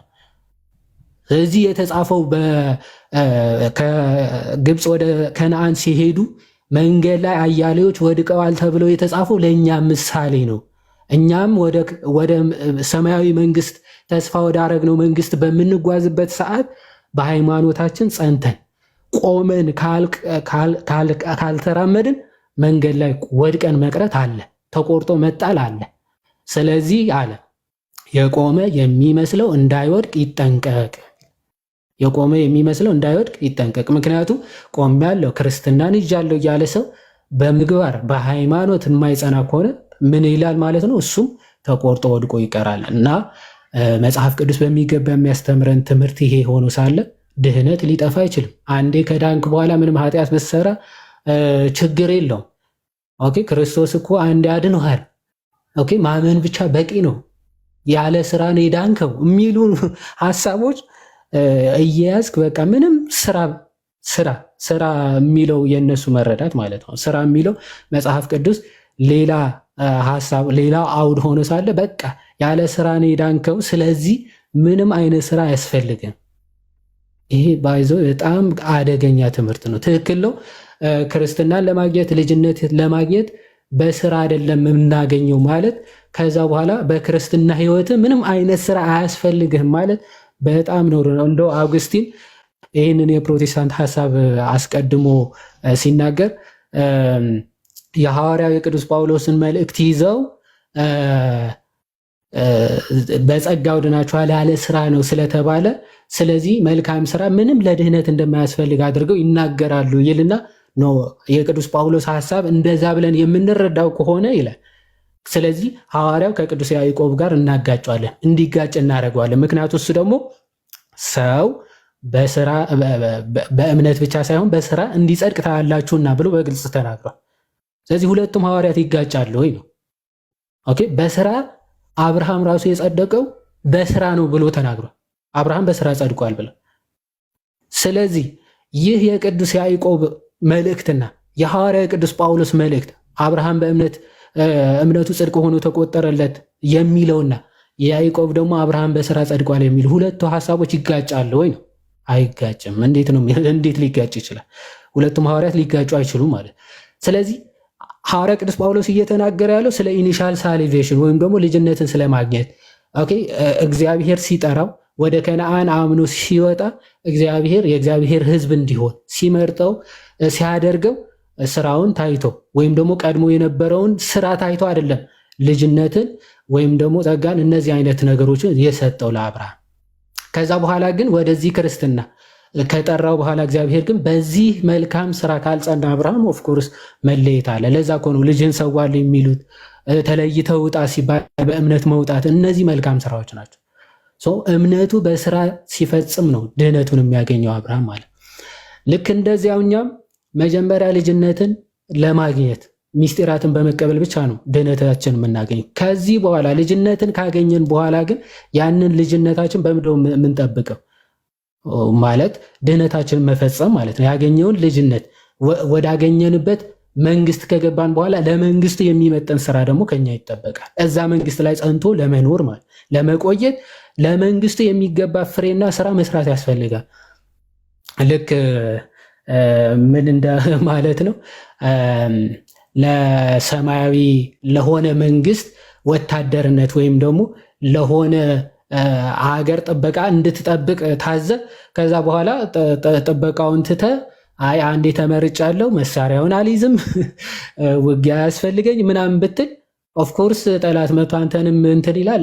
መንግስትንም ወይም ደግሞ የምትጠብቀውን መንግስትም ታስደፍራለህ ማለት። ልክ እንደዚያ ክርስቲያን ከሆንኩ በኋላ ጠላትን የምትዋጋ ጠላት ስንል አሁን መንፈሳዊ ነው ውጊያችን። ኤፌሶን ምዕራፍ 5 እንዳለው ማለት ውጊያችን ከመናፍስት ጋር እንደውም እንደ ዓለማውያን ከስጋውያን አይደለም ከመናፍስት ጋር ነው ውጊያችን። ውጊያ አለ። ለዚያ ውጊያ የሚሆኑ መንፈሳዊ ጦር ካልታጠቅ፣ መንፈሳዊ ትግል፣ መንፈሳዊ እንትን ካላዘጋጀ ኦፍኮርስ ትሸነፋለህ፣ ወድቀህ ትቀራለህ፣ ተማርከህ ትቀራለህ ማለት ነው። ከዛ አንጻር ግዴታ ክርስቲያናዊ ህይወታችን ፍሬ የሚያበራ ሊሆን የግድ ያስፈልጋል። ካልሆነ ግን ምን ማለት ነው? አንተ አገልጋይነት የክርስቶስ ሳይሆን የሌላ ስፒሪት ይሆናል ለማለት ነው። እግዚአብሔር ይስጥልኝ። ጋር ቃልዮት ያሰማልን። ነው አዲ በጣም ጥሩ አያይዘም ይሄ ድነት የሚለውን ነገር መዳን በስራ የሚለውን ኮንሰፕት ኦር በጸጋውን የዳንኩ ሲባል ራሱን ማለት ነው የሚለውንም ነገር አያይዘ በደንብ ነው ያብራራው እና ቃልዮት ያሰማልን ብሮ እስኪ እግዚአብሔር ያክብርልን። ሜቢ የእኛ ልጆች ጥያቄ ከመቀበላችን በፊት ሜቢ እኔም ያወራሁት ነገር ላይ ኦር ዮሐዴ ያወራው ነገር ላይ ልክ አይደለም ብሎ የሚያስብ ፕሮቴስታንት ካለ ቀደም ስናወራ ስለነበረው ነገር አሁንም ያወራነው ነገር ላይ ይሄ ነገር እዚህ ጋር ያወራችሁት ነገር ልክ አይደለም የሚል ፕሮቴስታንት ካለ እድል እንሰጣለን። ጥያቄ ያላችሁ ክርስቲያኖች እንዳልኳችሁ ያው አክሰፕት ማድረግ ጀምረናል። ነገር ግን አሁን ያወራችሁት ነገር ላይ ልክ አይደለም ኦር በሐሰት ተናግራችኋል ኦር እዚህ ጋር ልክ አይደለም ያወራችሁት ነገር ብላችሁ የምታስቡ ሰዎች ካላችሁ ክፍት ነው ገስቱ። አንድ ቁጥር ጻፉ ወይ ደግሞ ገስት ላኩ። እዚህ ጋር አንድ ፖይንት ባነሳ ደስ ይለኛል። ባይጠይቃዲ ምንድነው አንተ የሰራው ጋር ቪዲዮ ተይዞ የሜንሽንድ እንትን የስዊድን ቸርች የሉተራን ስዊድን ቸርች ትዝ ካላችሁ ከቅርብ ጊዜ በፊት የሉተራን አስተማሪዎች ስለ አፖስቶሊክ ሰክሰሽን እየተወራ they were mentioning ማንን? የስዊድን ያለችውን ሉተራንን ቸርች። ኢማጂን አፖስቶሊክ ሰክሰሽን አለን፣ ከዛ ያመጣ ነው ሰክሰሽን አለ በሮም በኩል ከነሱ የነበረ ቢሾፕ ከዛኛን ሰክሲድ አድርጎ ማን ነበር ስሙ ትዝ ይላል። እሺ ብቻ ችግር የለም። ዶክተር ናውል ያ አይ ሪሜምበር ዶክተር ናውል መሰለኝ አይ ቲንክ ሶ። እሺ ብቻ በሱ በኩል ሰክሰሽን አለን። ሰክሰሽኑ ያላቸው በምን በኩል ነው? ጌ በሚያጋቡ ቸርች በኩል። ኢማጂን ምን አይነት ኮሚኒየን ውስጥ እንዳላችሁ እና ይሄንን ለማንሳት ነበር። በጣም ጎበዝ አስታወስከኝ። ያኔ ውይይት እያደረግን ነበርና ዶክተር ናውል ያልኩ ከኔ ጋር ሲወያይ የነበረውን ነው። ኦኬ ከኔ ጋር ሲወያይ የነበረውን ነው እንጂ ግን ልክ ነው። ካካውን ያነሳው በጣም ትክክለኛ ፖይንት እና ቫሊድም የሆነ ፖይንት ነው እና ሐዋርያዊ ቅብብሎች ለምሳሌ መካነ ኢየሱሶች ሐዋርያዊ ቅብብሎች አለን የምትሉ ከሆነ በማ በኩል ነው? አትሊስት ቫሊድ የሆነ ወይ ደግሞ ጳጳስ ኦኬ ጳጳስ ያው ከጥንቷ ቤተክርስቲያን ከመጀመሪያው ክፍለ ዘመን ጀምሮ ምንድነው የነበረው ነገር ጋይስ? ስለ ሐዋርያዊ ቅብብሎች ስናወራ ቫሊድ የሆነ አፖስቶሊክ ሰክሰሽን እንዲኖር ትክክለኛ ትምህርት ሐዋርያዊ ትምህርትና ሐዋርያዊ ክህነት ሊኖር ይገባል። ሐዋርያዊ ክህነት እንዴት ነበር የሚደረገው? ከጥንቷ ቤተክርስቲያን ከመጀመሪያው ክፍለ ዘመን ጀምሮ ጳጳሳት ናቸው። ኦኬ ጳጳሳት ናቸው። ምን ካህናትን የሚሾሙት ዲያቆናትን የሚሾሙት ጳጳሳት። ኦኬ ስለዚህ ቫሊድ የሆነ አፖስቶሊክ ሰክሰሽን አላችሁ ወይ ብለን ጠይቀናቸው ነበር። መካነ ኢየሱሶችን ወይ ደግሞ ሉትራኖች ስንጠይቃቸው ያው ኦፍ ኮርስ መሀል ላይ ነው ስታክ የሚያደርጉት። በጣም ከዚህ በፊት ያው የኛ ላይ የምትከታተሉ ሰዎች ብዙ ጊዜ መካነ ኢየሱሶች ምናምን ገብተው ይሄን ነገር ሊመልሱት አልቻሉ። እውነት ለማውራት ይሄንን መልሳሉ ብሎ የሚያስብ የመካነ ኢየሱስ ሜምበርም ካለ ገስት መላክ ይችላል። ኦኬ ገስት መላክ ይችላል። ይሄው ክፍት አድርገናል። ከቅድም ጀምሮ ያወራን ነው ስለ ፕሮቴስታንት ቸርቾች ተመሳሳይ ጾታ ጋብቻ ላይ ያነሳናቸው ማስረጃዎች ኦር ምናምን ነገር ልክ አይደለም የሚል ሰው ካለ ገስቱ ክፍት ነው። ዮሐዴ ያወራው ትምህርት ላይም ደግሞ ዮሐዴ በደንብ ማብራሪያ የሰጠበት ቶፒክ ላይ ልክ አይደለም የሚል ሰው ካለ ጥያቄ ያለው ሰው ካለ አንድ ቁጥር ይጻፍ ወይ ደግሞ ገስት መላክ ይችላል። እሺ የአባታችን የአቡነ ተክለ ሃይማኖት ገድል ላይ ጥያቄ ያለው ሰው ካለ ገስት መላክ ይችላል። የፈጠነ እዚህ ጋር 7 የነበረው ገስት ራሱ ሪኩዌስቱ 30 ሲደርስ እያየሁት ነው። አግኝተን እና ትዝ ይላል የሆነ ቀን ገድላት ላይ ጥያቄ ያላችሁ ተብሎ እነ ሙለታ ሮጠው ገብተው አይ ገድላት ላይ አይደለም ይዋዲ ትዝ ይላል አለ እሱ ቀን አይ ገድላት ላይ አይደለም እንዲሁ ነው ሌላ ጥያቄ ነው ያለው ሲባል አዎ አዲስ ገድላት ላይ ጥያቄ ያላችሁ ሲባል ኧረ በስመ አብ ሼም እኮ ነው ግን እውነት ሃው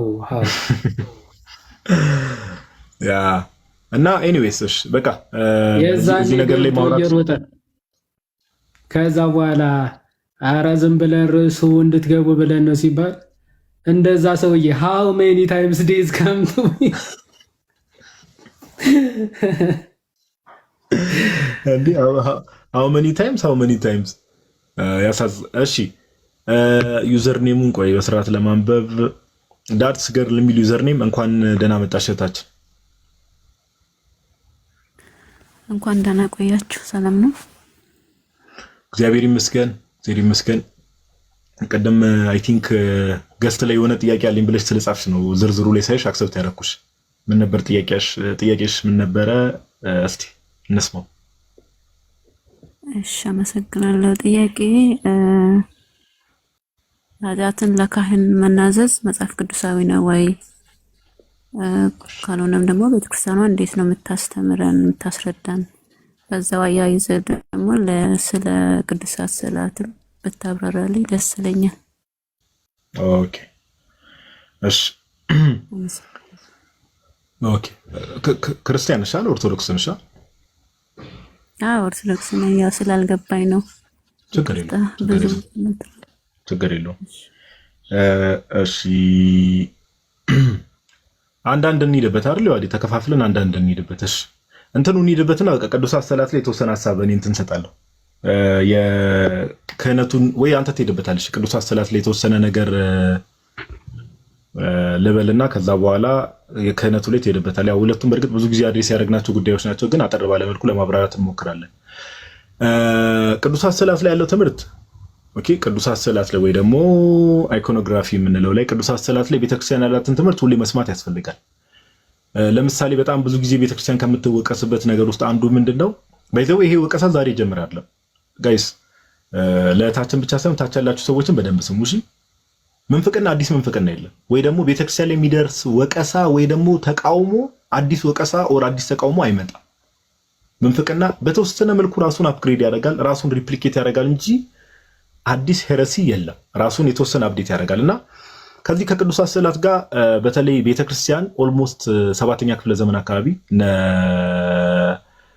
ዮሐንስ ዘደማስቆ ጆን ኦፍ ደማስከስ በነበረበት ሰዓት ላይ ኢቭን ከሙስሊሞች ነበር እንደዚህ አይነት ጥያቄ ይነሳ ነበር ከሙስሊሞች ማለት ነው ኦኬ ከሙስሊሞች እንደዚህ አይነት ጥያቄ ይነሳ ነበር ኦቨርኦል ምንድነው ግን ከቅዱሳት ስዕላት ጋር ቅዱሳት ስዕላት ሪፕሬዘንቴሽን ናቸው ኦኬ ሪፕሬዘንቴሽን ወይ ደግሞ ምንድነው የሚባሉት የሚወክሉ ናቸው በአማርኛው ኦኬ የሚወክሉት ናቸው ወይ ደግሞ ወኪል ነው የምንለው በአማርኛው እና ሪፕሬዘንቴሽን ናቸው ወኪል ናቸው ለምሳሌ ቅዱሳት ስዕላትን ቤተክርስቲያን ለተለያየ ፐርፐስ ትጠቀማለች ኦኬ ለተለያየ ፐርፐስ ለምሳሌ መልእክት ለማስተላለፍ ለምሳሌ በቅዱሳት ስዕላት በኩል ቤተክርስቲያን ምንድነው ወንጌል ተሰብካለች ለምሳሌ የጌታችን ስነ ስቅለት ስዕሉን ብትመለከቱት ጌታችን ኢየሱስ ክርስቶስ ተሰቅሎ ከዛ ከመስቀሉ ስር ደግሞ ቆይ አንዴ ኮሜንቱ ነው ፍላርገው መሰለኝ እህታችንም በስርዓት እንድታዳምጡ ምናምን ነገር አጠራጠር ባለ መልኩ ብዙ ሰዎች ገስት ላይም ስላሉ አጠራጠር ባለ መልኩ ነገሩን አድሬስ ለማድረግ እንሞክራለን ኦኬ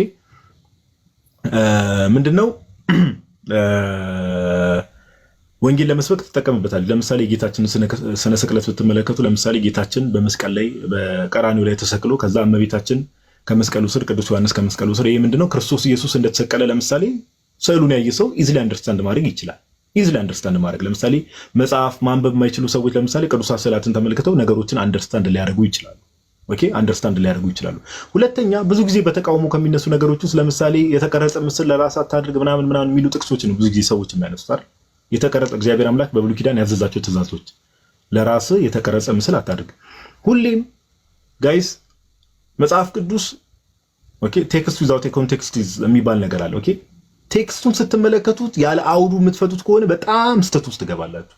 እግዚአብሔር አምላክ ለምሳሌ ለራስ የተቀረጸ ምስል አታድርግ እንዲህ እያለ የከለከለው ለምንድነው ከተባለ ጣዖት አምልኮ ነው። በቃ ጣዖት አምልኮ። ህዝበ እስራኤል ለምሳሌ ከግብጽ ባርነት በሚወጡበት ሰዓት ላይ እንደዚህ አይነት ነገር በቃ የሆነ ቅርጽ ይሰሩና የእንስሳ ቅርጽ የምን ቅርጽ ይሰሩና አምላካችን ነው እያሉ ይሰግዱ ነበር። ኦኬ ለዛ ነው የተቀረጸ ምስል ከሰማይም በታች ከምድር ምንም ለራሳችሁ አታድርጉ።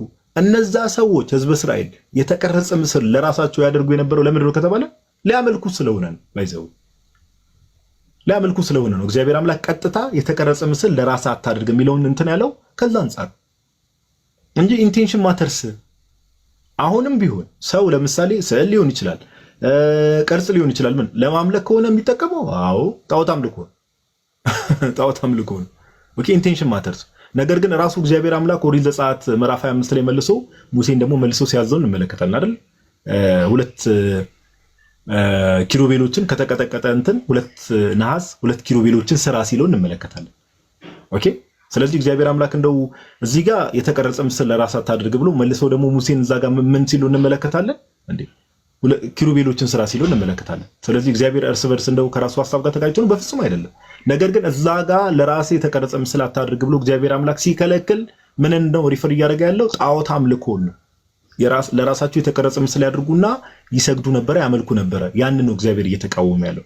ስለዚህ ይሄ ነገር ብዙ ጊዜ መልስ ተሰጥቶበታል። በእርግጥ መነሳትም የሌለበት ነገር ነው። ከዛ ባለፈ ከስግደት አንፃር ቅድም እንዳልኩት ሪፕሬዘንቴሽን ናቸው። ለምሳሌ ቅዱስ ገብርኤልን ለምሳሌ ቅዱሳት ስዕላት ተብሎ ለምሳሌ ቅዱስ ገብርኤል ከሶስቱ ሕፃናት ጋር ብንመለከት እንደው ቅዱስ ገብርኤል ያንን ይመስላል ማለት አይደለም። ሪፕሬዘንቴሽን ኦኬ። መጽሐፍ ቅዱስ ላይ ከተገለጹ ታሪክ አንፃር የቅዱስ ሚካኤልንም እንደዛው ለምሳሌ ዲያብሎስን ረግጦት ብንመለከት መጽሐፍ ቅዱስ ላይ ራእይ መጽሐፍ ላይ ሚካኤልና መላእክቱ ኦኬ ሰይጣንን ተዋጉት እንዳሸነፉት ያንን ነገር ነው ዲፒክት የምናደርገው። ኦኬ ቤተክርስቲያን ያንን ነገር ነው ዲፒክት የምታደርገው። ስለዚህ ቅዱሳት ስዕላት ሁሌ ምንድናቸው? they are representation ናቸው። ኦኬ ስለዚህ ኤግዛክትሊ አሁን በጣም ብዙ ሰው ያው የሚጠይቃቸው ጥያቄ ገብርኤልን ማናየው፣ ሚካኤልን ማናየው፣ ስላሴን ቅድስት ስላሴን ማናየው? ኦፍ ኮርስ እንዴ ቅዱሳን መላእክት ሲጀመር መናፍስት ናቸው አናያቸው እንዴ? ቅድስት ስላሴንም ለምሳሌ ወልድ በስጋ ተገልጧል። ኦፍ ኮርስ አብና መንፈስ ቅዱስን ግን እስቲ መንፈስ ናቸው። ማንም ያያቸው የለም በስጋዊ አይን ማንም። ኦኬ ነገር ግን መጽሐፍ ቅዱስ ላይ በብሉይ ኪዳን ለምሳሌ ትንቢተ ኢሳይያስ ምዕራፍ 6 ላይ ለምሳሌ እግዚአብሔር አምላክን እንመለከተዋለን አይደል? ኦኬ ኢሳይያስ እግዚአብሔርን ይመለከተዋል በመቅደስ ውስጥ አይደል? ሲመለከተው ያንን ነገር ቤተክርስቲያን ዲፒክት ታደርግና በዛ መልኩ ትጠቀመዋለች። ኦኬ በዛ መልኩ ትጠቀማለች እና ሪፕሬዘንቴሽን ናቸው። ይሄ ነገር እንዳይረሳው። ሁለተኛ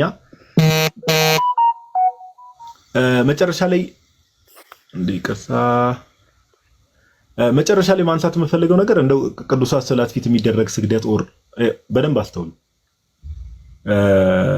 ማተሩ ወርሺፕ አይደረግም ወይ ደግሞ ሲሰገድም ስግደትም ሆነ ምንም የሚሰገደው ለማተሩ አይደለም። ለምሳሌ ቅዱሳት ስዕላት በየቤተክርስቲያኑ አለ አይደለ? ለማተሩ አይደለም፣ ለማቴሪያሉ አይደለም።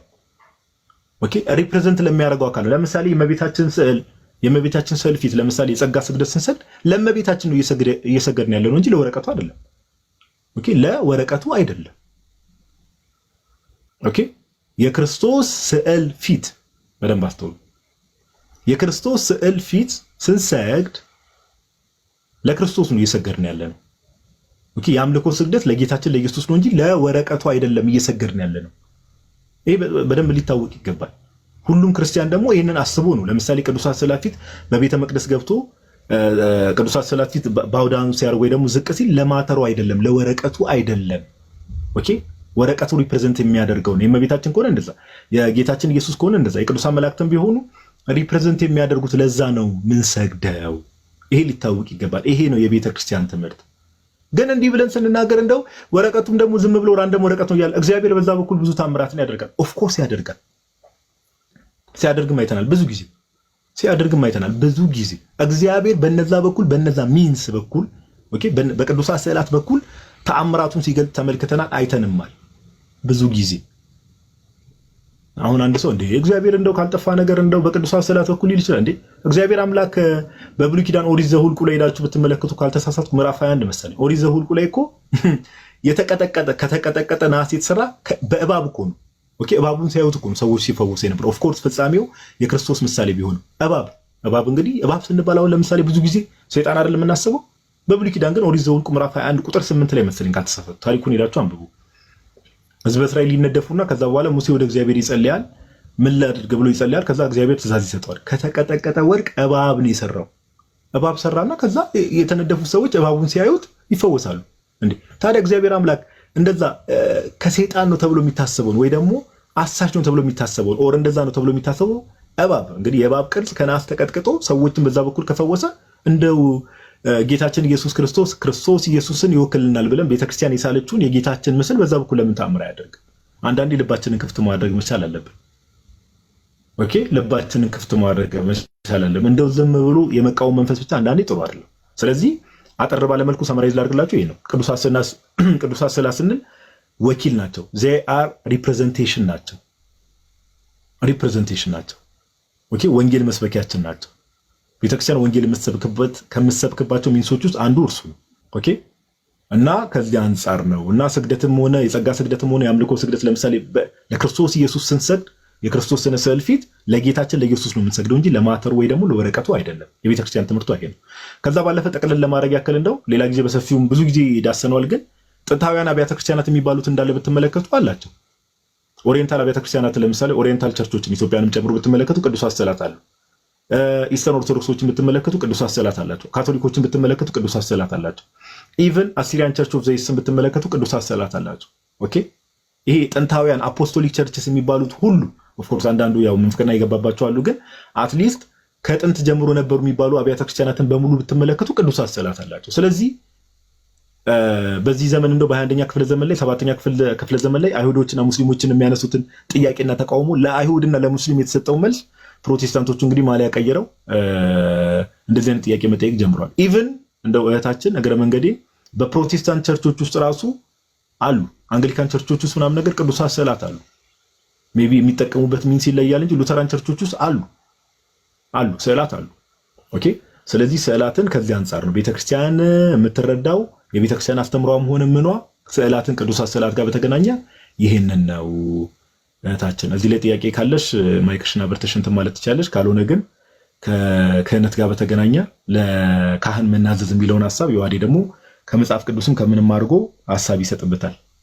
እህታችን ይቅርታ ሜቢ ፈጠን ብዬም ከሆነ በጣም ይቅርታ። አመሰግናለሁ። እሺ ግልጽ ነው? አዎ ግልጽ ነው። አመሰግናለሁ። እሺ እግዚአብሔር ያክብርልን። እሺ የዋዴ ወደ አንተ ልምጣ። አላህ አይደል የዋዴ አለው ጋዲ ናይስ። እቀጥል? አዎ ቀጥል። በቃ ለካህናት መናዘዝ የሚለውን ነገር ከመጽሐፍ ቅዱስ መሰረት አድርገህ በቃ ኦፍ ኮርስ ሪፍሌክት አድርገህ ሐሳብ ስጠበት ብሮስኪ። ኦኬ እሺ ቃል ታሰማልን ጋዲ ጸጋውን ያብዛል። አሪፍ እንትን ነበረ። ስለ ስዕላት አጠቃላይ የሰው መረዳትም ምናምን መያዝ ያለበት እንደዛ ነው። የአባቶችም ትምህርት እሱ ስለሆነ ማለት ነው። ለካህናት መናዘዝ መጽሐፍ ቅዱስ ላይ በጣም ብዙ ቦታዎች አሉ። ከብሉይ ኪዳንም ጀምረን ስንመለከት ብሉይ ኪዳን ላይ ኢያሱ ራሱ የእያንዳንዱ ኃጢአት በነገራችን ላይ በእግዚአብሔር ፊት ኃጢአትን ተናዘዝ ይልና ኃጢአትንም ለእኔ ንገረኝ ብሎ ቃል በቃል ኢያሱ ይናገራል። እንደውም በጣም አባቶቻችን ስርዓቱ ለሰው ልጆች እንዳይከብድ ብለው ኤርሊ ወደ 3ኛው ምናምን ክፍለ ዘመን አለው። ኦኬ አለ እንትን ሲል የሆነ ኔትወርኩ ትንሽ እንትን እያለ ስለሆነ ለዛ ነውና ቀጥታ እንደውም በህዝብ በአደባባይ ፊት ነው ኮንፌስ የሚደረገው ኃጢአት። የምርም ተጸጸተ ምናምን ከሆነ እንደዛ ያደርጉ እንደነበረ መጽሐፍ ቅዱስ ይናገራል። ለምሳሌ ማቴዎስ ወንጌል ምዕራፍ 3 ከቁጥር 1 ጀምረን መጥምቁ ዮሐንስ ሰዎቹን ንስሐ እያስገባ የንስሐ ጥምቀትን ያጠምቅ ነበር እና ሰዎቹ በአደባባይ ኃጢአታቸውን እየተናዘዙ ነበረ ሲጠመቁ የነበረው እና ምን ይላል? ከቁጥር 5 ጀምሮ ስንመለከት ያን ጊዜ ኢየሩሳሌም፣ ይሁዳም ሁሉ በዮርዳኖስ ዙሪያ ያለ አገር ሁሉ ወደ እርሱ ይወጡ ነበረ ይላል። ወደ ማን? ወደ ዮሐንስ ማለት ነው። ሁሉም በይሁዳና በኢየሩሳሌም የነበሩ ዮርዳኖስ ሆኖ ያጠምቅ ስለነበረ ሁሉ ወደ እርሱ ይወጡ ነበረ ይልና ከዛ በኋላ ኃጢአታቸውንም እየተናዘዙ በዮርዳኖስ ወንዝ ከእርሱ ይጠመቁ ነበረ ይላል። ኃጢአታቸውን እየተናዘዙ ወደ እርሱ እየቀረቡ ኃጢአታቸውን ይናዘዙ ነበር፣ ከእርሱም ይጠመቁ ነበር አለ። ዳሩ ግን ከፈሪሳውያንና ከሰዱቃውያን ብዙዎቹ ወደ ጥምቀቱ ሲመጡ ባየ ጊዜ እንዲህ አላቸው፣ እናንተ የእፉኝት ልጆች ከሚመጣው ቁጣ እንድትሸሹ ማን አመለከታችሁ ይላል። ስለዚህ ሁሉም ወደ ዮሐንስ እየቀረቡ ኃጢአታቸውን እየተናዘዙ እየተናገሩ ምን ይላሉ? ንስሐ ይገቡ ነበረና ዮሐንስም እኔ በዚህ የንስሐ ጥምቀትን አጠምቃችኋለሁ፣ ከእኔ በኋላ የሚመጣውን ግን በእሳትና በመንፈስ ያጠምቃችኋል ብሎ በግልጽ ሲናገር እንመለከታለን። ኃጢአት መናዘዝ ያለ ነው። እዛው አንደኛ ዮሐንስ መልእክት ቅዱስ ዮሐንስም ሲነግረን ሰዎች ወይም ደግሞ ንስሐችን ኃጢአታችን የሚታጠበው ወይም ደግሞ የሚሰረየው መናዘዝ ስንችል ኃጢአታችን መናገር ስንችል ነው ኃጢአታችን ራሱ ይቅር የሚባለው። እና ምን ብሎ ይናገራል? አንደኛ ዮሐንስ መልእክት ምዕራፍ 1 ከቁጥር 6 ጀምሮ ስናነበው እንዲህ ይላል፣ ከእርሱ ጋር ኅብረት አለን ብንል በጨለማም ብንመላለስ እንዋሻለን፣ እውነትም አናደርግም ይልና ነገር ግን እርሱ በብርሃን እንዳለ በብርሃን ብንመላለስ ለእያንዳንዳችን ኅብረት አለን ይላል። የልጁም የኢየሱስ ክርስቶስ ደም ከኃጢአት ሁሉ ያነጻናል ይላል። በብርሃን መመላለስ ይጠበቅብናል፣ በእርሱ መኖርም ይጠበቅብናል። ይህንና ምክንያቱ የኢየሱስ ክርስቶስ ደም ከኃጢአት ሁሉ ያነጻልና። ያ ክርስቶስ ደም ግን ከኃጢአት የሚያነጻን እንዴት ነው የሚለው ሲናገር ቁጥር 8 ላይ ኃጢአት የለብንም ብንል ራሳችንን እናስታለን፣ እውነትም በእኛ ውስጥ የለም አለ። ሰው ኃጢአት ልሰራ አልችልም ብሎ ከተናገረ ኦፍኮርስ ውሸታም ነው የሚሆነው ማለት ነው። ቁጥር 9 በኃጢአታችን ብንናዘዝ ኃጢአታችንም ይቅር ሊለን ከአመፃም ሁሉ ሊያነጻን የታመነ ጻድቅ ነው ይላል። ኃጢአትን አላደረግንም ብንል ሐሰተኛ እናደርገዋለን፣ ቃሉም በእኛ ውስጥ የለም ይላል። ስለዚህ ኃጢአታችን ብንናዘዝ ነው የክርስቶስ ደም ራሱ ምን የሚለን ማለት ነው? ከኃጢአታችን ሁሉ የሚያነጻው። ለማን ነው የምንናዘዘው የሚለው ስንመለከት ደግሞ የያዕቆብ መልእክት ምዕራፍ 5 ሐዋርያ ቅዱስ ያዕቆብ እንዲህ ብሎ ይናገራል ከቁጥር 14 ጀምሮ ከእናንተ ይላል፣ ከክርስቲያኖች ማለት ነው። አክቹዋሊ ለክርስቲያኖች የተጻፈ መልእክት ነው እና ከእናንተ የታመመ ማንም ቢኖር የቤተ ክርስቲያን ሽማግሌዎች ወደ እርሱ ይጥራ፣ በጌታም ስም እርሱን ዘይት ቀብተው ይጸልዩለት ይላል። የቤተ ክርስቲያን ሽማግሌዎችን ይጥራ ይላል። የታመመ ማንም ቢኖር ሁለት ምስጢራትን በነገራችን ላይ እዚህ የሚናገረው ምስጢረ ቀንዲልና ምስጢረ ንስሐ ማለት ነው በቤተ ክርስቲያናችን። ስለዚህ የእምነት ጸሎት ድውዩን ያድናል ጌታም ያስነሳዋል ይላል። በህመም ደዌ ከሆነ የተያዘው የእምነት ጸሎት አጸልየውለት ምን ያደርገዋል ማለት ነው? ያድነዋል ማለት ነው። ጌታም ያስነሳዋል። ኃጢአትንም ሰርቶ እንደሆነ ደግሞ ይሰረይለታል። እነዚህ የቤተ ክርስቲያን ሽማግሌዎች ጠርቶ ንስሐ ገብቶ ከዛ በኋላ ጸሎት ቢያደርጉለት ምን ይሆናል? የኃጢአት ስርየትን ያገኛል። ኃጢአትንም ሰርቶ እንደሆነ ይሰረይለታል ይላል። ይሰረይለታል ይልና እዛው ዝቅ ብሎ 16 ላይ እንዴት ነው የሚሰረይለት? ዝም ብሎ እንደውም በቃ ምንም ሳይናገር ያው 16 እርስ በርሳችሁ በኃጢአታችሁ ተናዘዙ ትፈወሱም ዘንድ እያንዳንዱ ስለሌላው ይጸልይ። የጻድቅ ሰው ጸሎት በስራዋ እጅግ ኃይልን ታደርጋለች። ኃጢአትን መናዘዝ ስትናገር አዎ የካህናት የሽማግሌዎችን ይጥራ አይደለም ፕሪስባይተርስ ይላል። ባይዘው ካህናት ማለት ነው። ሽማግሌዎች የሚለው ካህናት ግሪኩ ፕሪስባይተርስ ስለሆነ ቀሳውስት እንደማለት የነሱ ሁለቱ ምስጢራት ይናገራል። ምስጢረ ቀንዲል ወይም ደግሞ ዘይት ቀብተው ለታመመ ደዌ ፈውስ ስለሚፈልግ ዘይት ቀብተው ይጸልዩለት ይላል። ኃጢአትንም ሰርቶ እንደሆነ ምን ያደርጉ? ይሰረይለታል። ጸሎት አድርገው ይሰረይለታል ይላል። ይህንን ኃጢአት የማስተሰረይ ደግሞ እያንዳንዱ ስለተባለ ማንኛውም ሰው በቃ እየሄደ ለጓደኛው ምናምን ኃጢአቱን መናዘዝ አለበት ማለት ነው አይደለም። ስልጣን የተሰጣቸው አካላት አሉ። እሱ የት ነው የምናገኘው? ዮሐንስ ወንጌል ምዕራፍ 20 ላይ ኃጢአትን የማስተሰረይ የመፍታትም የማሰርም ስልጣን የተሰጣቸው ማን ናቸው? መጀመሪያ ማቴዎስ ወንጌል ምዕራፍ 16 ላይ ያለውን አንብብና ከዛ ወደ ዮሐንስ ወንጌል እንሄዳለን። ማቴዎስ ወንጌል ምዕራፍ 16 ክርስቶስ ከቁጥር 18 ጀምሮ ስንመለከት እንዲህ ይላል። ጴጥሮስ ያው የክርስቶስን የባህሪ ልጅነት ምናምን ይመሰክራል። ከመሰከረ በኋላ እንዲህ ብሎ ጌታችን ይመልስለታል። ስምዖን ጴጥሮስም አንተ ክርስቶስ የሕያው እግዚአብሔር ልጅ ነህ ይላል። ዘን ቀጥሎ ኢየሱስም መልሶ እንዲህ አለው የዮና ልጅ ስምዖን ሆይ በሰማያት ያለው አባቴ እንጂ ሥጋና ደም ይህንን አልገለጠልህምና ብፁዕ ነህ ይለዋል። ከዛም 18 እኔም እልሃለሁ አንተ ጴጥሮስ ነህ፣ በዚች ማለት ላይ ቤተክርስቲያኔ እንሰራለሁ የገሃነም ደጆችም አይችሏትም ይላል። ኦኬ በዚች አለት ላይ በምስክርነቱ ማለት ነው። ከዛ የመንግስተ ሰማያትንም መክፈቻዎች እሰጥሃለሁ ይልና በምድር የታሰረው ሁሉ ኦኬ በምድር የምታስረው ሁሉ በሰማያት የታሰረ ይሆናል፣ በምድርም የምትፈታው ሁሉ በሰማያት የተፈታ ይሆናል። ስለዚህ ያን ጊዜም እርሱ ክርስቶስ እንደሆነ ለማንም እንዳይናገሩ ደቀ መዛሙርቱን አዘዛቸው ይላል። ይህን ስልጣን የተሰጠው ለደቀ መዛሙርቱ ጴጥሮስ ማለት በጴጥሮስ ለደቀ መዛሙርቱ የተሰጠ ሐዋርያዊ ስልጣን። ስለዚህ በምድር የምታስረው ሁሉ የታሰረ፣ በምድር የምትፈታው ሁሉ የተፈታ ይሁን ተብሎ ስልጣን የተሰጠው ለማን ነው? ለጴጥሮስ ነው ማለት ካህናት ናቸው ማለት ወይም ደግሞ ፕሪስባይተርስ ቀሳውስት ናቸው። ይህ በግልጽ ደግሞ ጌታችን ራሱ ከትንሣኤ በኋላ ዮሐንስ ወንጌል ምዕራፍ 20 ከቁጥር 20 አካባቢ ጀምሮ ከቁጥር 21 ጀምሮ ላንብብላችሁ። ክርስቶስ ተነሳ ከሞት ማለት ነው። ከዛ በኋላ ለሐዋርያቶቹ ታያቸው። ቁጥር 20 ላይ እንዲህ ይላል፣ ዮሐንስ 20 ማለት ነው።